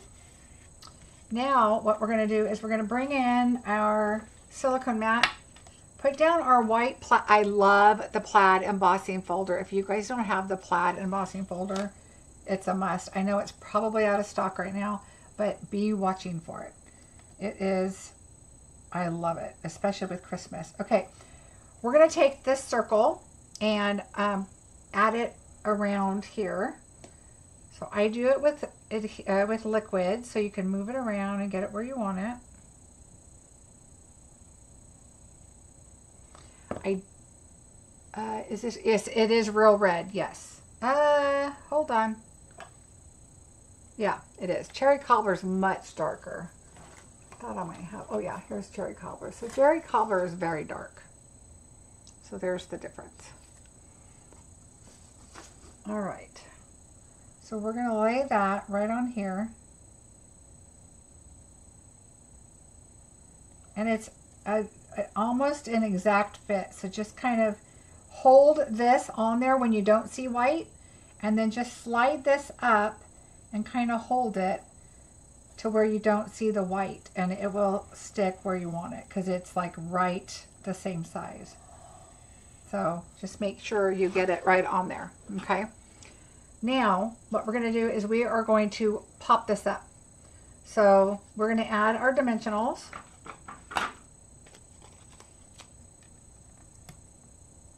I like them close to the circle there. Here too. I tend to put a few more because I want it to be supported by everything that I'm going to be doing. We're definitely doing some stuff down here, but I'm not going to put one there yet. So let's just put it. And I tend to put extra because, you know, whatever. I'm noticing I'm putting more dimensionals than I did before, but I like, especially when it's just one little paper like this that's lifted up, I like to put a little bit more to make sure that it's sturdy, and I don't want the paper caving in on my image. I'm not really doing a lot up at the top of the circle, so I think it's going to be fine, but I could put, you know, 2 more there, but we're doing more at the bottom, so I'm going to leave it like that. And I can always add it if I need to. All right, so with my big head trying to not get in the way, I want to put this right on top of your holly paper. The problem with trying to start at the bottom is it never works out right. You can kind of start there, but don't push it down. And it may not go exact because it could have just been cut a tiny off, but you want to get it as close as you can. So my head is going to be in the way here. All right, so I think that is good. Okay, so now you can tell my circle, you can see that it's got space there, that it is lifted, right? So it's not laying down. So we're going to put that aside, and we're going to work on our deer. So we need to do our deer. And so think about, this took me a little bit to do. I'm going to switch this out to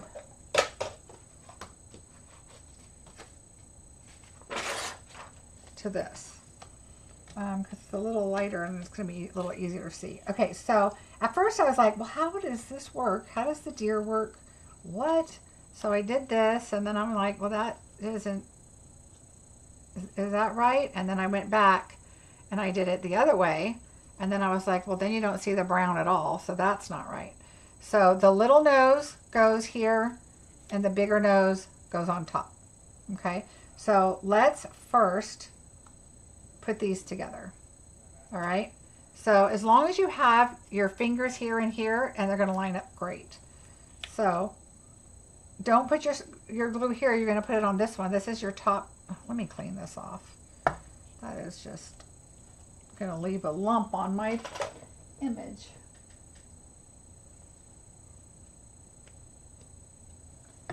All right. So we're going to take our deer and make sure it's, you know, right down, right side. And I'm going to do a little bit of glue around the ears, down the side. Okay, so you just need a little bit. Now I keep it like this, and then I take the lighter deer and I do top and bottom, and then I just go right on it like that. And now I just kind of make sure the ears are aligned, and then I press it, and then I just make sure the body is aligned, and there we go. So there's our cute little guy. All right. It's funny, my husband's out there getting all his birthday phone calls out of the way. All right, so we're gonna do this. Again, go from the top one. And now, same thing. Make sure you have the good side up, and then put it to your reindeer. And look how cute he is. Okay, but we still have to fix him. First things first, he needs some color in his ears. So what I do is I take the light bubble bath, and I just go right along where those lines are, and I just kind of just do a little bit. You don't have to do a whole bunch. And just kind of give him some little pink ears. And here, let me. And then I'm going to let that, I'm going to do a little bit, I want a little darker towards the bottom. Okay, so there we go. He's got some little pink ears, and it's just a very little bit, but it gives him a little bit of color. Okay, now when I was doing this, my other card that I showed you guys, he has to have a nose. So if you bring, your nose over, you're gonna notice, I tend to notice anyway, oops, there's like a flat spot and then a more rounded spot. So to me, the flat spot's on top right there. So let's see if that's right. So pick it up and put it in and see if it falls in there correctly. And that is correct. If I put it the other way, it doesn't fit exactly. There's like a little bit of space around it. So the flatter spot goes on the top. So I add a little bit of glue, but make it enough to where, because this is kind of caved in a little bit, and so you want to make sure that you you put enough to hold it.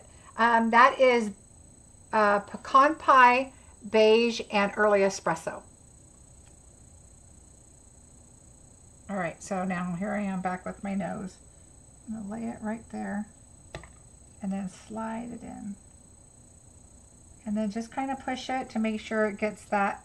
Now, if you wanted to keep that little concave, you could put either a little more glue or add a dimensional in there too, and the glue, you know, whatever. But I push it just a little bit because I don't want it to fall out. So there's our little Rudolph. All right, now we're going to bring in, let's do our sentiment really quick while we're right here. We're going to use that same May Your Days Be Full of Cheer. This one goes like this.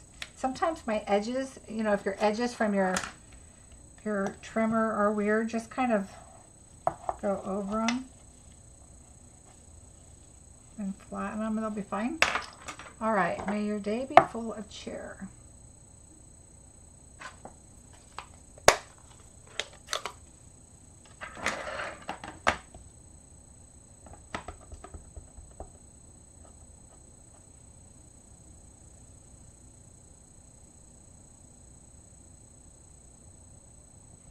And if you look at the M and the R, it's really close to being on. So just kind of watch that.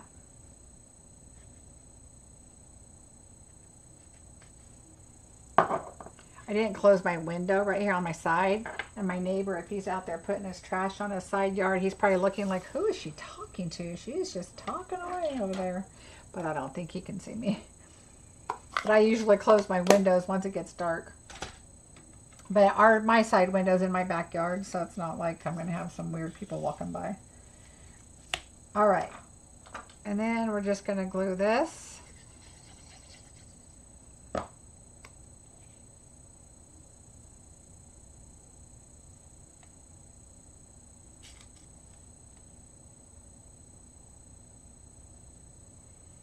All right, so what I like to do sometimes is just let that sit, and then we'll kind of burnish it in a little bit so that the glue doesn't ooze out. I'm going to put my little bow, I want it down to the side like that, so I used a glue dot. Let's see, this one.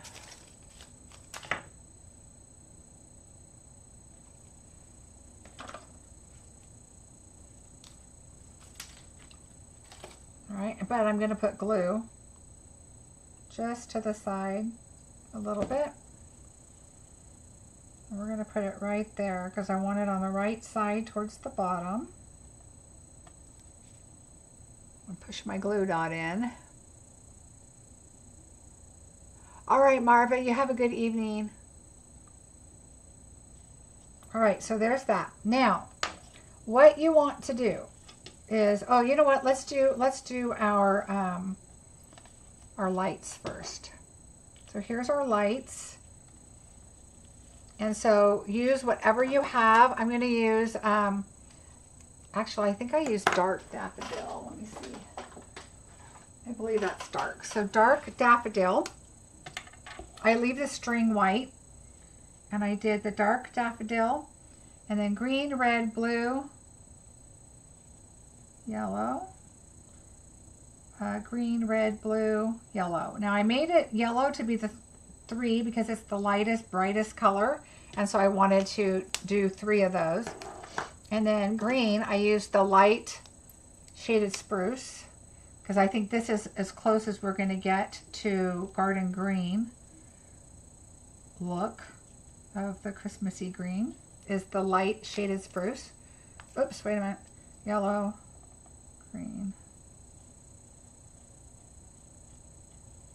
Okay, and then we're going to go red, which I just had here and I moved it, not wondering why it was out here.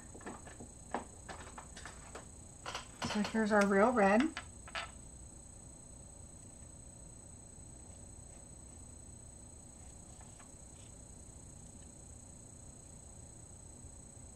I've already got 2 of my Christmas cards prepared. They're not done, but they're 2 of them that I'm going to do. And now we need blue. And I did light blueberry bushel. I always want to say blueberry bliss, because this was a really pretty bright blue. All right, there we go. So there's our lights. All right, so we're going to add those on last. We can do our sentiment next. So let's pop that up with our dimensionals. The other thing I really like about doing bingo is, or classes in general, is to show people that you could do cards that a lot of people think, oh no, those cards look hard. And they're really not. They may be time consuming, but not necessarily hard. It's just a matter of, you'll kind of get used to, you know, your ideas of how you want to die cut stuff, or like I've really been doing a lot of white die cutting, and then I make a template and then I stamp them after the fact. That way I have, they're already die cut. I can put them in the Stamparatus and just cut them. All right, we're going to put that like right in the middle here. right about there. All right, here's the secret about your deer. When you're going to put your deer here, you're going to lift that up a little bit, because remember, we didn't put a dimensional right there. We are going to put one on him, but you've got to put your wreath on first. Okay, you don't want to lose your wreath and where that's going to go. So what I do is I put my wreath on first, and then I lay it down. Then I'm going to bring in my dimensionals, and we're going to put a big dimensional right here, because that is going to go inside down below. And then I'm going to put a half dimensional on his antlers there. And then I don't have any, oh yeah, I do. Another half one over here. Okay, and then I'm going to take, I want to be able to move this around a little bit and get it right where I want it. So I don't take these off yet. I'm going to, oops, we're going to do it this way. So he goes in, so that stays on. But I do know I'm going to put little dimensionals, as soon as I find them, on the wreath. So I want them on the wreath, because you want them all kind of popped up. Okay, not at the bottom, you don't. Now the other thing I did is I'm going to have a glue dot, and I'm going to put the glue dot right here because I want him to stay down. Actually, you know what I think I ended up doing is I believe I put another dimensional right there. That way it doesn't slide around too much, but I move it close to the bottom one so I can move it to where I want it, and then I'm ready to stick my reindeer down. So now we have our dimensionals. Your wreath is going to stick right here. You're going to glue that down or do a glue dot. Rudolph has makeup on his face. His little glitter is, there we go.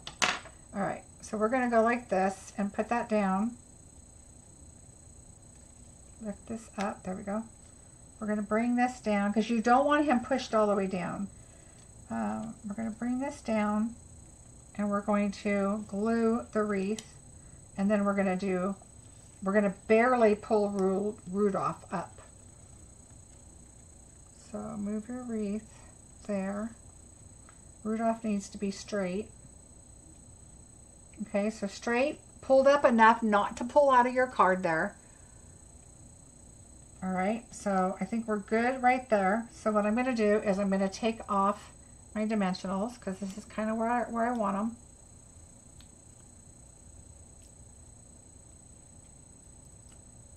And I actually think I'm okay taking these off. I'm just not going to push it down until I have everything where I want it. And we're going to add glue right here, but I'm going to wait on that until it's in here. So again, lift it up, put the reindeer right inside, and you could actually get ready to push him down, but not quite yet, the bottom part, so he stays where he's supposed to go. And then I'm going to push this up right there where I want it. And I'm going to push all that down, the dimensionals down for the wreath. And then I'm just going to add a little bit of glue right here where the wreath is at. Okay, so now your wreath is popped up around his neck. He's popped up. And we're going to just hold that there for just a second. All right, now we're going to take our lights, and we want them to kind of come across. So I go from one edge to the other edge, and you're going to slant these so they're not interfering with his antlers. So just keep coming up with the left side, going down towards the right until you get it right where you want it. And now I know that it's going to start right about there. All right, so let's put our glue on, and I do just the string, and I go in like 3 colors, and I do about 3 on this side. All right, so this is where I'm going to go right about here and hold it and kind of drop it so that you can just push this down and then lay that down. All right, so now you have glue from here to your third light, and just push that down. And now it looks like your lights go right off the paper, but give your little Rudolph some color up there because he needs something, right? And now our gems that I'm sure I've lost by now. Oh, here they are. Yay! We're just going to add our gems. I'm going to put it there. And then I'll put this one right here. Right here. All right, there we go. So there's our cute little reindeer card. Thanks, Nola. I appreciate the thumbs up. Isn't that cute? So I think I want to add a little more pink to his ears because this one's a little pinker and I like it. So I'm going to start at the bottom and just kind of go up a little bit. And it'll just add another little deeper pink. So remember, you want the little nose, not the big nose, because that's more his muzzle or whatever you call it. All right, so there we go. That is card number 3. Yay. All right, let's move on to bingo. I know it's getting late.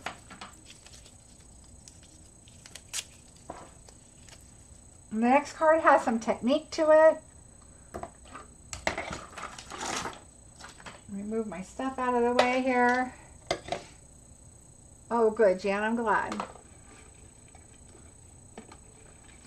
I do too, Stacy. That plaid embossing folder, you're going to see it in the next card too. Did I do it on all? Oh no, I did snowflakes on the other one. No folders on the first one. All right. Good luck, everybody. Thank you, Rosie.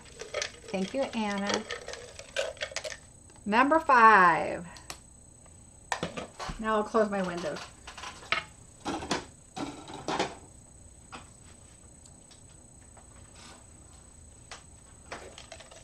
Number 5. Number 10.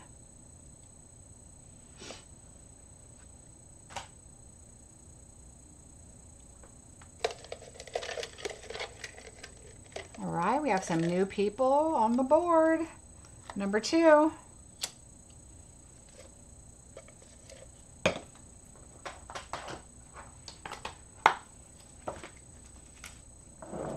I'll show you guys these really quick.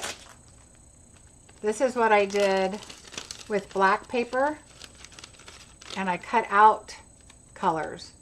So you can cut out colors too if you want. So I was just playing with them. 28. Ooh, BIN for Barbara. That was only 3 numbers. Good job.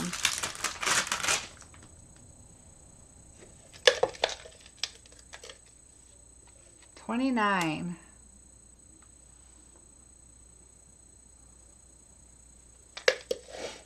Again, on my flyer, I didn't show bingo for next month is October 23rd.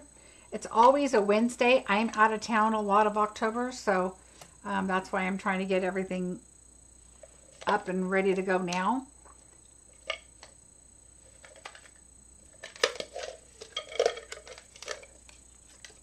Number 11.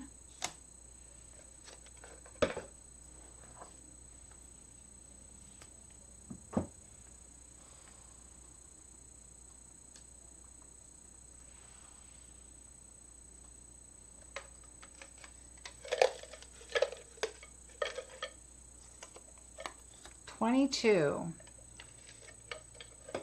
All right, we have Sherry and Mary with a BIN. Ooh, Barbara has BING. Wow. Mary Jo, BIN.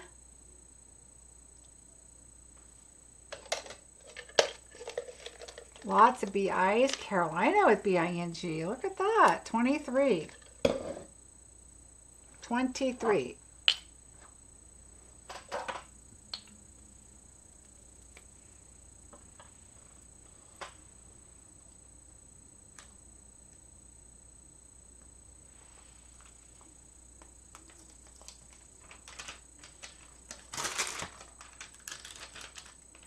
Can you believe my son will not tell me?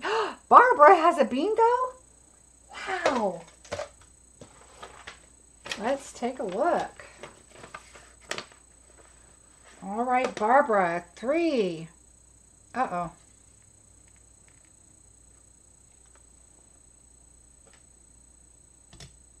Barbara, your first number I have written down is a 3, and there is not a 3. Oh, no, there's several numbers you don't have. Okay, hold on a second, because I know I sent you your numbers today, and I may have sent you the wrong numbers. Wouldn't that be terrible? Let me look.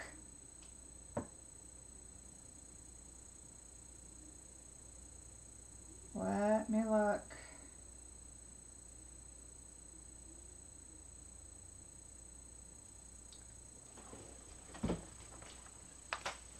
Sorry guys, hold on one second. Maybe I goofed. I gotta scroll down in my emails here.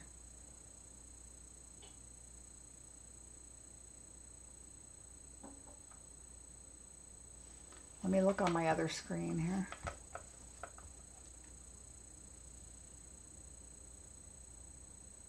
Here we go, bingo numbers.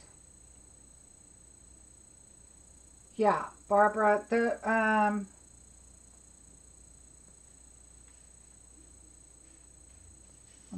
me look. I'm sorry. 2, 5, 7, 10, 23. 2, 5, 7, 10, 23. You did win bingo, Barbara. Congratulations. Congratulations. Number 3. I had to double check. One of the numbers I wrote on this was wrong, but the email I sent you was correct. So number 3, congratulations. Sorry about that, you guys. I just had to double check something.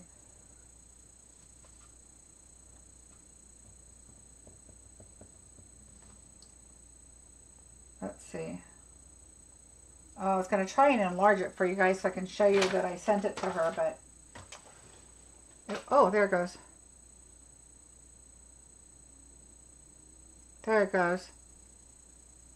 I'll cover the rest of it up. But there it is, Barbara, 2, 5, 7, 10, 23. Sorry about that, Barbara. I was looking at the numbers completely wrong. But yes, Barbara, yay! Congratulations. Sorry about the mix-up. I just had to double check. I wrote something down wrong. That was really fast. Yay! I don't see any other ones. Nope. You are welcome, Barbara. Congratulations. That was super fast. I-N-G-O. Yeah. I was looking at how many other letters were up there, and there was not many. All right. So our next card, we're going to have some coloring on. We're going to have some blending, and we're going to have a fun, because I have been wanting to play with this stamp set. So the Artful Amaryllis, and I did this on a video, and then I thought, you know what, I want to do it on a bingo because it was so much fun and I had a great time doing this card. So I have not even stamped with this yet. I've been using the dies, but look how pretty that font is. It's absolutely beautiful. So this is what we're going to do today. So here is our card. Are you ready? Here is our card. So again, this is where that paper comes from. Remember the Christmas tree one where I said I got this white paper and the red paper from that Regal Distressed paper, and then this is the other paper. And I thought, ooh, I really liked that paper. And so again, I brought in some Distressed Gold for you. And I decided, you know what, it goes good with our drusies, and we're going to do a little bit of some technique here. So let's get our card out and I'll show you. Watch out, there's a lot of little pieces in this one too. So there we go. Slide everything off. And then this is what the inside looks like. We did the Distressed and the pretty peacock. Oh, you know what? I changed it. and I did it to gold because I was like, I like this and I want to see more of it. So I believe I did that for everybody's. Now, funny story is sometimes you get down to the end and you run out of paper. And I'm like, oh man, you know, if I wanted everybody's card to be the same, but there may be a time where you might have the distress down here and a piece if I've run out of paper, but I don't think I did. So let's put that on. And then, like, there's cards that I plan on putting together with something else, and then something runs out of stock. I use what I have, and then it's gone. So I'm like, okay, pivot. So that kind of happens too. I'm sure you guys understand. So I try to make sure I get enough of everything at the beginning of what I'm going to create. And so I don't have to worry about that. So that's a kind of another reason why I figure out how many cards I want to do. And so this looks like it was cut a little thinner, like maybe I didn't make it quite straight, so I turned it. That's another reason why I kind of know how many kits I'm going to make. For example, this month I have a lot of new stampers. So there were some stampers that may not have been able to play, but not everybody can play every month anyway. But I like to set a number at least so I know how many kits I need to do in case product runs out. I've already gotten it and I know how many I'm going to make. So that's what's always nice about bingo filling up, because I've been trying to make enough to do all of the amount that I want to do so that everybody can participate. So thank you everybody for signing up and joining and making it a little easier for me to kind of know what my numbers are. What is the paper with the gold and the peacock? Janet, that is from the, let me grab it real quick for you. It is from Regal Distressed, or Distressed Regal paper. Let me find it here. It's this one. So you've got the red and then you've got the white, which is what I put on the Christmas tree card here. I did the gifts. Oh, this one and this one. This one's actually the back of the green and gold, greenery and gold paper. Season of Elegance. Sherry, thank you. Oh no, this one's Distressed, Regal Distressed, right? Regal Distressed pattern. Yeah. Season of Elegance is this one, I believe. So, but yeah, for this one, it's that. If that's the one you're talking about with the pretty peacock. All right.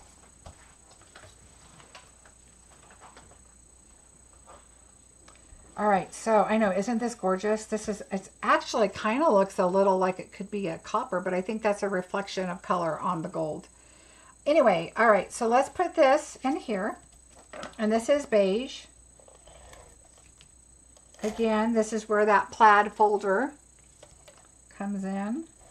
Love that folder. I thought that, see, there was the dots one, and then there was another one that I really liked, but then I think the plaid one is becoming my new favorite. All right, so we got that in. Yay. And yes, I did white. I could have done vanilla, but I like the crispness of the white because I really don't have vanilla on the card, but you could do either if you wanted to. I liked the white better, so that's what I did. All right, we're going to put all that aside. Let's go ahead and add these two together. And I used the Distressed dies. And again, this is this is Distressed Gold, I believe it was what it was called. So look at all the polka dots in there, how cute that is. I mean, that is so pretty. So we're just going to lay that right on top. Let's try not to lose any of my pieces.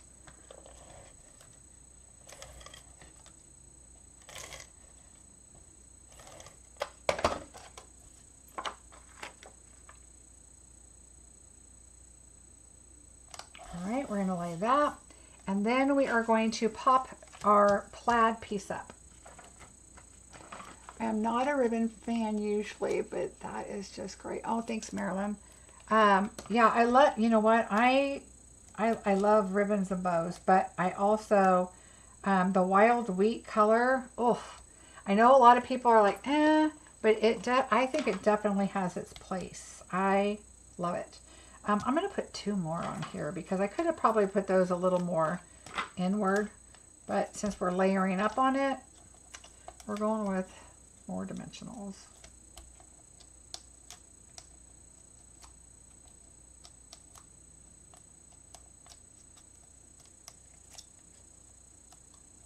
All right.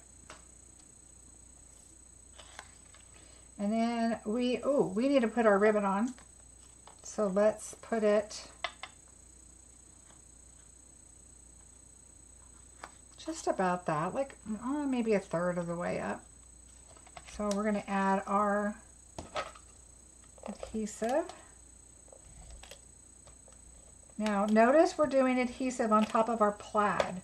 So we're definitely going to add more adhesive. I'm going to line this up and put it right about here. And then, now remember your plaid folder is not exactly symmetrical, you know, it's some of them are a little bit like, kind of the lines aren't exactly straight. So just keep an eye on where you're putting your, this one actually to me, I think looks pretty close to go straight right there. This side maybe down a little bit, but once you add everything on, it's not going to be so off. So just keep that in mind. And then I'm going to add my adhesive on here. And you can also add tear and tape if you want. To just kind of, well, this one is, oh, there we go. There we go. I'm going to add that right about there. Hi, Gwen, how are you? All right, so we're going to add that there, and then let's stamp our sentiment, sending happy thoughts, and we're going to do that in Pretty Peacock.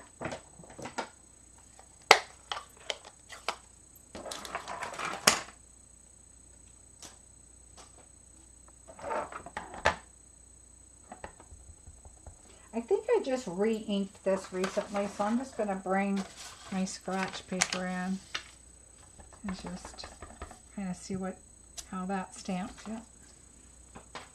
All right, so let's stamp this, sending happy thoughts. Such a great stamp set. It has really nice sentiments and a lovely font. I love, love, love the font. So there we go.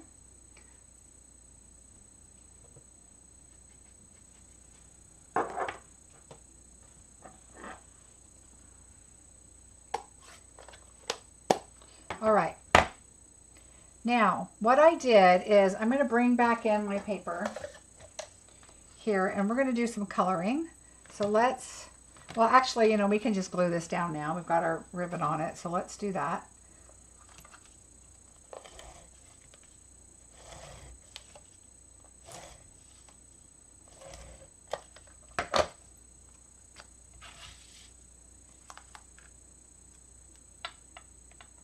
Now notice that on this one, I did the distressed rectangles, but I liked showing more on the outside of the beige. So we did that, our sentiment, and we'll put our bow up there. All right. So the first thing I did is I'm going to bring this in and I'm going to use Old Olive.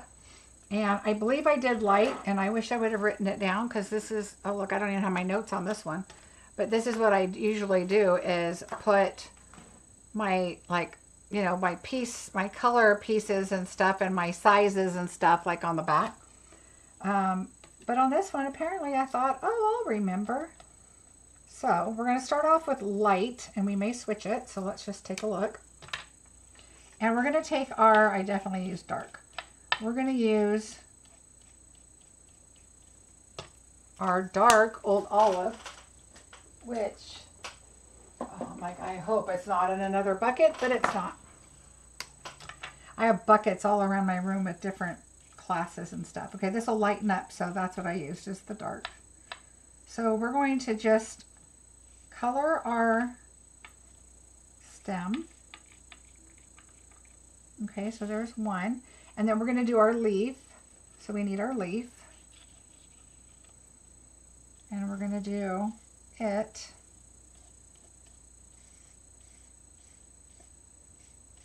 I really, really like the look of white cardstock with alcohol markers doing the Stampin' blends, because it just looks a lot better. You can see the different tones and colors. Whereas if you just had, let's see if I have Old Olive right here. Maybe this is Old Olive. If I just had a branch like this, it would just be plain. But I really like this. Where does the distressed gold come from? Is it vellum? No, Anna, it's old. It's not that old. We just had it, I think, the last catalog. And it's just distressed gold. I mean, it was just distressed gold. It's white on the other side. It doesn't have, it's just like white. And it was just like 2 sheets in a package or something. But I bought a lot of it because I love it. And so I had a bunch left over. So I thought, you know what? I liked it with this card and this card. So I decided to use it. And I know a lot of people have retired stuff. So let's use it. Okay, so there's our green. So we're going to move that aside. Then what I did is I took, and you know what? I don't mind this having kind of a different color, but I'm going to do this one more time. I want it all, I want it a little darker. Okay, that's better. And then, yeah, I think I'm going to do this one again. And that's what's nice about alcohol markers is you could just keep going. I don't care about the top so much because we're covering a lot of that up. All right, so there's that. Now, we're going to bring in our little centers of our flowers. We should have one like this, and then one, okay, I'm going to come closer. And then one like this. And what I'm going to do is take the dark lemon lolly, and I'm just going to color the center. So I'm going to make like the little, the outside whites, leave those white, and then do kind of like the base of this one and up like this. So it looks like it's the center because that one's kind of sideways, and make it yellow. So we're going to do that. This one is beige. We don't have beige. If you wanted to, you could add, what I would do is do the color lifter, but you could also use maybe crumb cake or something if you want. I like to do the, let me show you, I don't have any color on there. I like to do the color lifter because it will just add a little, it looks darker now, it'll lighten up, but it does give it a little bit of, kind of like Versamark does on pattern paper. With the peacock you made leaves with. Wait, where is the distressed gold come from? Is it with the peacock you made leaves with? I'm not sure what you're saying, Anna. The peacock that I made leaves with? This is Old Olive, this one, or this one? This one is Distressed, Regal Distressed. Is this one.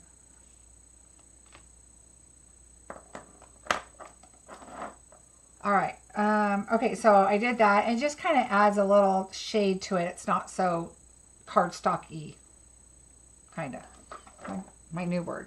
All right, the next thing I did is I'm going to take Cherry Cobbler, because that is the color that I used on our flowers.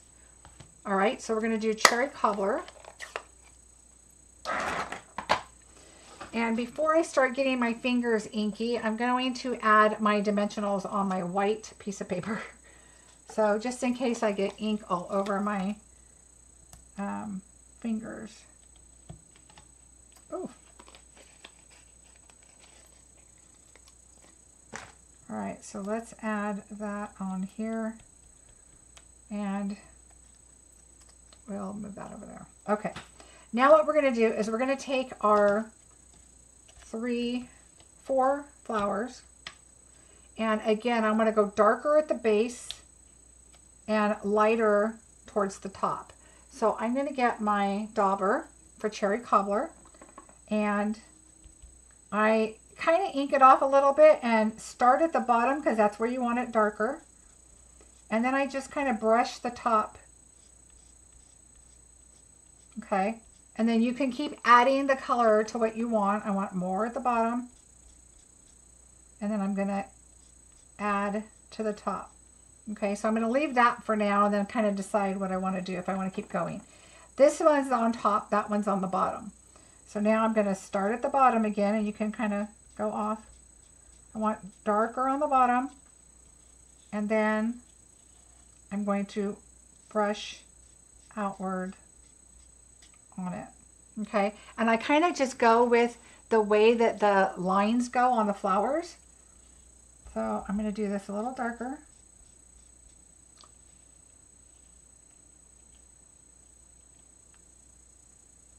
Yes, the oxidized gold would be really pretty too.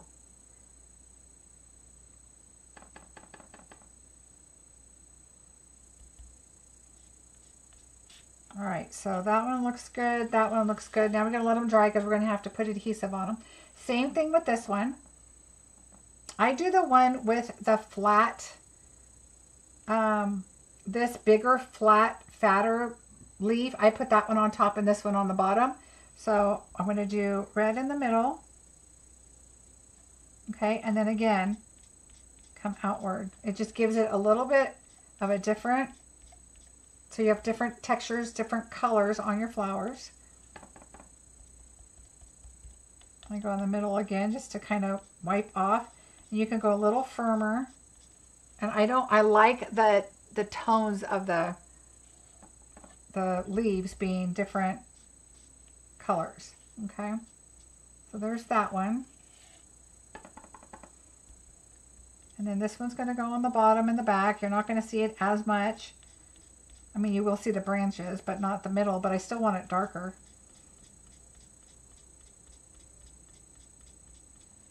Okay, and then you can see when you put it together, see how the white lines show up? So you want to kind of go, make sure you're going with the lines. And you can just keep going a little darker if you want.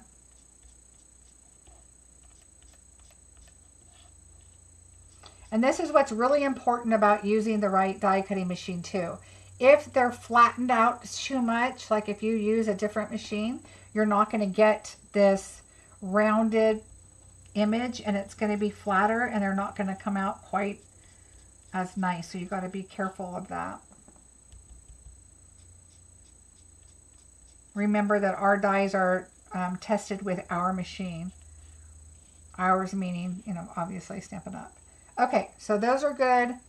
These are good. Those are colored. So that's it. And I'm happy with those colors. And again, you can keep going if you want. You can add more color if you want. But I'm good with those. And now let's bring this in so we can get everything done. Now, what I did is I'm going to layer these up. This one's going to go on top. This one's on the bottom. This one's on top. This one goes up here. This one goes here. Okay, so this one, I'm going to put a small half a dimensional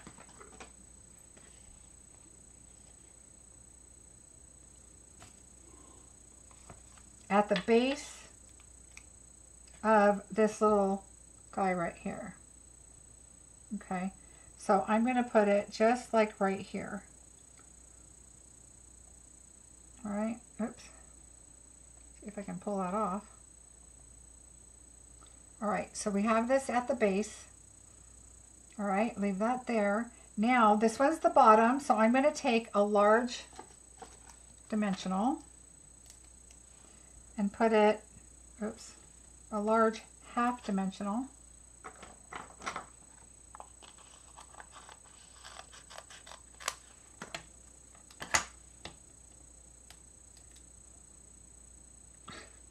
I took the plastic off the top. All right, and we're going to just put that right to the bottom, because this is going to come right up on top like that. Then you're going to take your little piece right here, and I attach it here, and we're going to slide it in, but I want it sticking out. I want to see the yellow and I want to see the white. So sticking out like that. Okay, so dimensional, a little half dimensional on this, and then another one, a larger one at the bottom. We'll have to look for the stamp set you used. Very pretty. Oh, this is it. Artful Amaryllis. And it's a bundle. There's dies. Okay, so there's that one. Let's bring these back in so I don't lose them. We've got our leaf and our branch here. This one, we're going to take and put our little guy here and glue it on it. We'll do that once it's put together. I also put a dimensional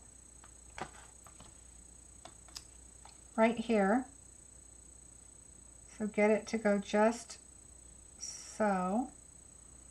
And that's on top. And see how you can see the white a little bit? It's okay, because we're going to put another dimensional, and we're going to put that little flower in the middle. Now, before I stick them together, I take my bone folder and I just kind of roll. Okay, roll. There's no pulling, okay? So you don't have to pull. You're just rolling. So just roll, like roll your thumb like that. Okay. These I didn't really have to, because they're just kind of the flowers off to the side. So I didn't have to do that. We are going to put this one like this. And I put this one right like this. Okay, so you can make your flower right like that.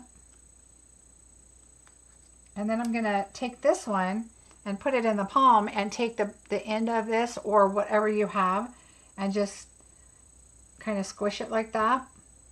And then I'm going to add a little bit of glue, as soon as I find my glue, on the bottom of this, because this is really small, so you don't want to add it on here because it'll be too big. And then we're going to add that here. Okay, and then I take this and just kind of hold it right there.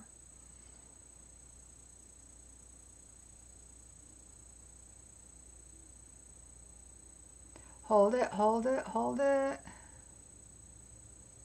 Let's see, I like how you use die cuts and blends. Oh yeah, I like doing white and adding color. Oh, I'm missing a bunch of questions. Did I answer your question, Anna? I hope so.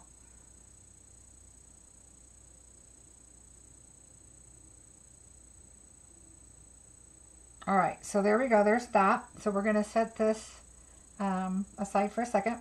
Now we're going to start putting everything together. So let's bring our card back in. All right, so what we're going to do is we have our ribbon on there, and that's good. We want our bow to go about here. Okay, and I had it actually facing straight down, because then that way it's not hanging off the side, and it actually looked okay. But if you want to tilt it, you can definitely do that too. But I'm just going to put that about there for now. We are going to glue this down. So we are going to glue this part down. Think about where you want this. Lay it out, because you can always cut this stem shorter. I want this to go here. And we can cover some of this up, right? Because we're not doing a bunch of flowers. So we can do that. You can turn your petals. Turn your petals and move them inward if you want, to cover up that there's no other flowers over there. Then this one we can lay down this way, and then we're going to put this on. So I think distance wise, I think this is okay. So let's go ahead and glue this down.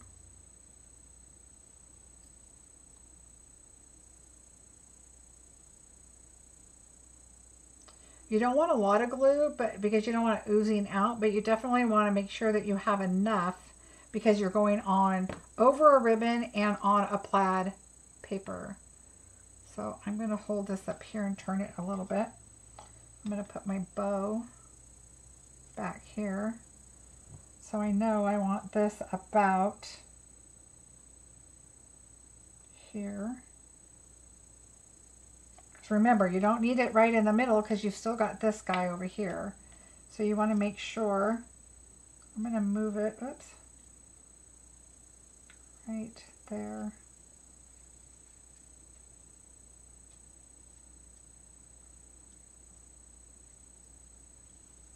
All right, got a little bit of glue because I moved it over just a tad. All right.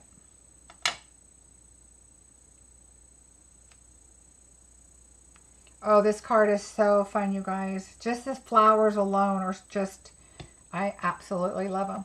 Now, I decided to pop this up. So I took, see how it gives it like that 3D kind of look. So I'm going to pop this up. Oops. But you got to, oh, it snuck away on me. Let's put that on there. Now this die also has a slit, and my guess is that you could put a stem coming out here too. So let's just say that this was another one of these branches. You could put it in like this and have it coming out and have, you know, one in the middle and one over to the side. So I thought that was brilliant. Instead of having to put it behind, you could actually make it look like it's coming out of, you know, the branch. So because we're not doing that, I definitely want to put a dimension right here to hold that down. And make sure I do my side to side there so that it doesn't stick out. This is pretty thick up here, so I'm going to do the full one. And then I'm going to go to half, just to get a half one up here. Oops.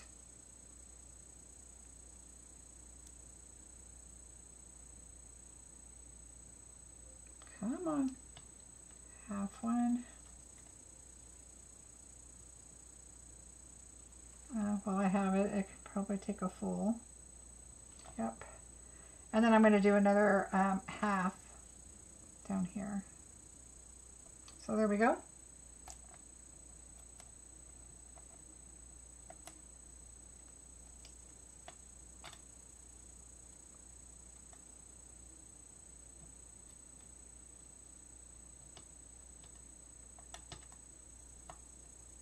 Oh, good. I'm glad.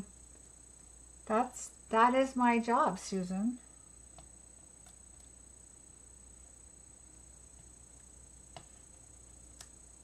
I have not even stamped with it yet. I have a plan for it, but I have not yet. But remember, when I do bingo, I have to pretty much go with dies because I just don't know what you guys have. All right, so this one is, I'm going to hide some of this. So I think, I don't like that one pointing up. I like the points to go more downward. So we're going to go right about there. And I believe I did a dimensional, did I? No, I glued. Okay, because it's already dimensioned the 2 layers. So let's do glue. I do quite a bit when I have something like this that's going over this and you can't see the glue anyway. So we are going to go right about right here. Oh, and I did the point upward again. Oh, that's all right. It'll be fine. Let's see. Here we go. I like the look of this better. Not like it's coming off the page, but also the points kind of help hide those other little branches. And you can cut them off, I guess, but it doesn't really matter. All right, so we're going to put that there. And once it's glued and down away, then you can kind of play with it and get it to, you know, squish your leaves back up and all that stuff. So we'll fix that later. I glued this one too.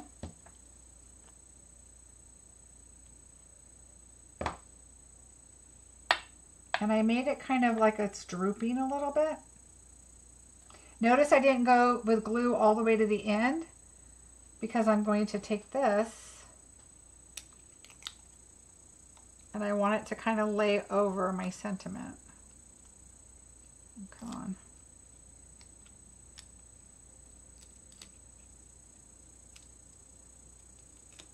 I will show you guys the cards in my next class, the class I have open right now. Ooh, okay, so I'm remembering this right here. I'm going to take off, I'm just going to leave, I'm not going to glue it down, I'm going to leave the dimensional on there because I don't mind it. I'm going to put this under here to where my leaf, I got to think about that. I'm going to move this down a little bit because I want my leaf to go on. I mean, obviously it's going to have to go on there, but I also don't want it hanging so far out. So let me think about this. I didn't think about that when I was putting it together. Okay, I think there's fine. Oh, so this side, because this is already popped up, I need to put dimensionals here, double dimensionals. So obviously, if you don't want to have double dimensionals, you can do your panels differently. And I'm just going to stick this flat side this way, right there. And then I'm going to do one more because it's really still just two layers because these are all flat. And then this one flat way right there. There. Make sure it's laying nicely down. There we go. There we go. All right, so that I'm good with. And I like that the flower is just barely over it because I like that it touches the sentiment. And then we need our bow.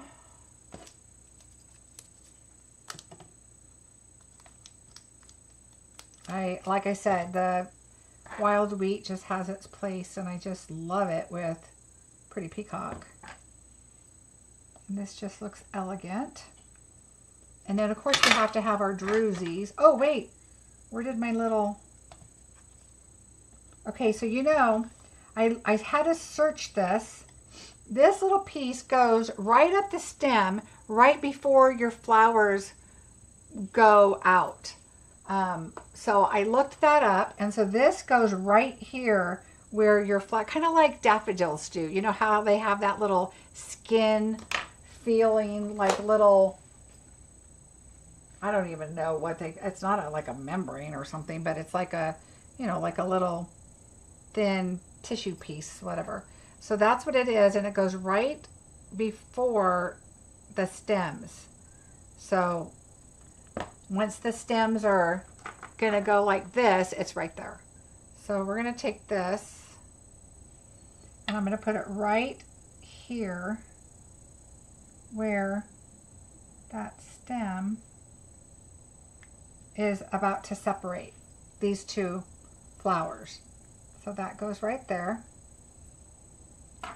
And now we need our drusies. And then we have one last game, guys. I did the champagne gold color. And I did a large one up here. And then I did another small one over here. There we go. So that's the fourth card.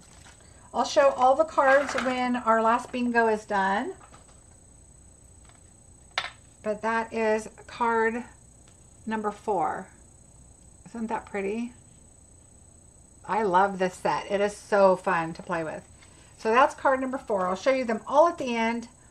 So for now, let's do our last bingo. I know you poor East Coast people are probably tired.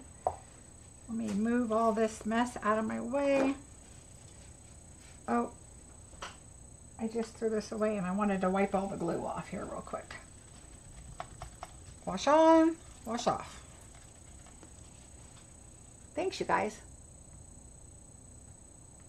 Thank you so much. All right. Let's play bingo. We have one more winner.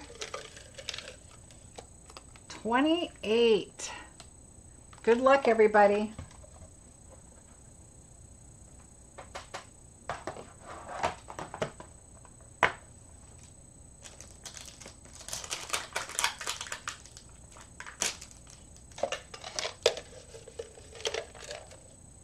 8, 9, 10, 11. Oh, it is only 11. Yay. 18. I always feel like bingo nights are so late that I try to hurry for you guys because I'm like, I know you guys have to be wanting to go to sleep. I'm a night owl, so thanks, you guys. I'm glad you like it. Number 8 and number 21. I'm gonna go spend some time with my hubby. It's his birthday tonight. He was so gracious. I was with our traveling and our leaving town and everything. I was like, when am I gonna do bingo? And he's like, just do it. Do it on my birthday, because that's the day I would normally have tried to figure it out. So thank you, hubby. Oh, thank you, Stacy. Number 11.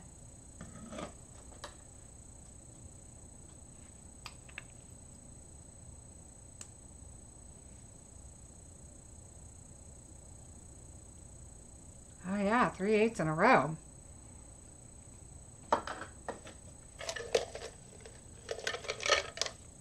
Number 29. I think crafters are night owls. I get more inspiration at night, but my husband's like, always, are you ready to go to bed? And I'm like, I'm just, but if I said, you know what, I am on a roll, I've got stuff figured out, I got to go with it, then he's usually pretty good. But he's like, it will be there in the morning. 19. So again, bingo will be mailed out on Friday. I'm sorry, I know normally I do it the next day. And, but it is my hubby's birthday. And so we are going to watch some fun TV shows and have dinner. 24. We have new TVs on tonight, finally. Dolores has a Bing. Eileen, B-I-N. B-I-N for Nola. All right, here we go. Number 20.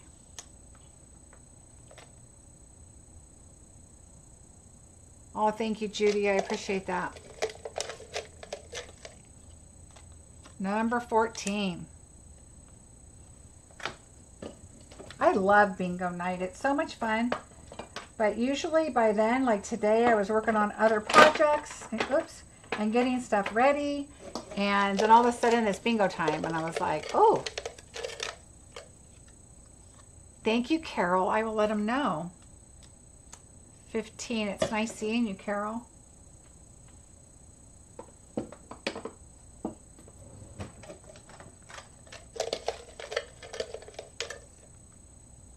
Number 6. Thanks, Judy. I always tease him because I always tell him he'll always be older than me. Ooh, Rosie has a B-I-N-G. 22. I made him an airplane card and I said, oh, look, I got you a plane. Dolores has bingo. Let's check it out. Dolores. 6, 11, 18, 19, and 21. Congratulations, Dolores. Wow, that was fast. I see that. Congratulations. So Dolores, let me write this down. Bingo number 4. Congratulations. Yay. Oh my gosh. Oh, let me show you all the cards really quick first, and then I'll talk really quickly about a couple things. So let's see. Card number 4, number 3, number 2, wait a minute. Number 1, number 2, number 3, something like that. All right, so here we go. There are the cards. Thank you so much to everybody for playing. It was so fun. I'm glad you liked the projects. Yes, congratulations to all the winners. So just so you know, you need to message me with your order, and then I will get your orders put in. They always have to be put in the same month that you play. So all orders need to be in by Monday. Monday I am traveling, so if you can get them in before then, that would be amazing. But I can put them in when I get into Montana. So I can definitely do that for you. Oh, you guys are so welcome. Oh yeah, I'm glad you guys are all night owls too. There's some of you are probably like, nope, it was past my bedtime. I would love it if you guys would like to join next month's bingo, October. It is the 23rd, which I'm going to add the date on right away because I forgot. The other thing I've got going, I don't know if there are any left because I had a lot of messages through bingo, but I have More Than Autumn class still left, and Dear Santa is still left. So I know the Dear Santa stamp set and the a little bit festive paper is out right now, but trust me, they'll be back. And let me show you the classes. So if you've already done the class, or I mean, if you haven't done the class yet and you don't want to see it, then look away. But this is the More Than Autumn class, and I had 5 left when this started. This is card number 1. This is card number 2. This is card number 3. And then project number 4 is the cute little box that goes with the card. And I even give you some little caramel, apple caramel Werther's candies inside. I don't usually show my class projects before the class because I tend to see them online by other people before I even get it out to you. So I don't want to spoil it. But the class is over. It's being mailed. And so I just made extra kits for that. I want to make sure I don't have any questions. Thank you guys. I'll have a great trip. What is the theme for October bingo? Connie, it's probably going to be a lot of holiday. I did 3 already. One is Christmas for sure. One is fall. And the other one is Christmas, but a really elegant Christmas. It could change the sentiment and be something totally different.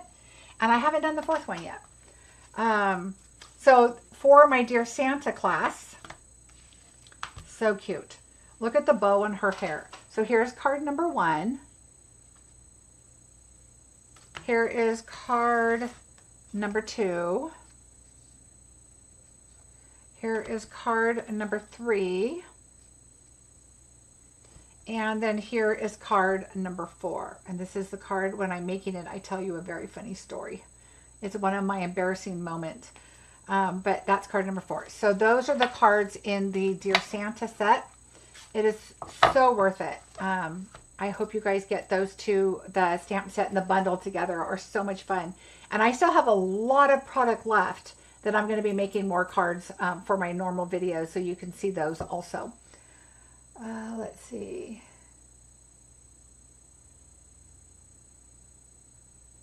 Thanks, you guys, for all the birthday wishes to my hubby. He'll love it.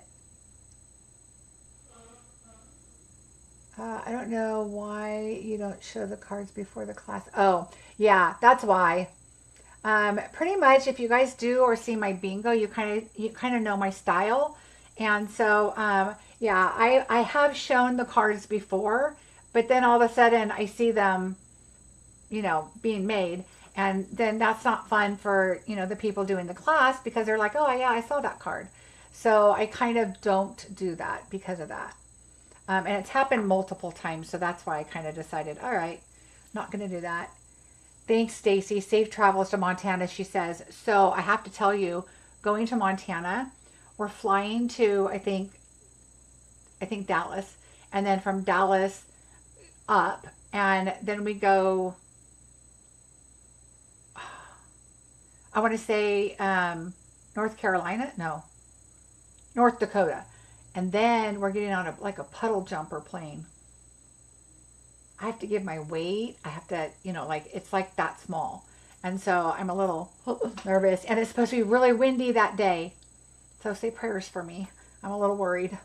My husband's like, but he's a pilot.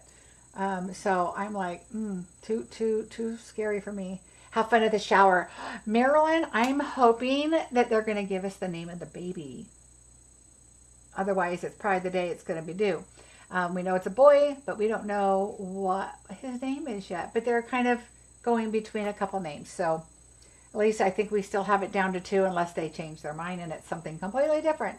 They want something different that they don't hear a lot.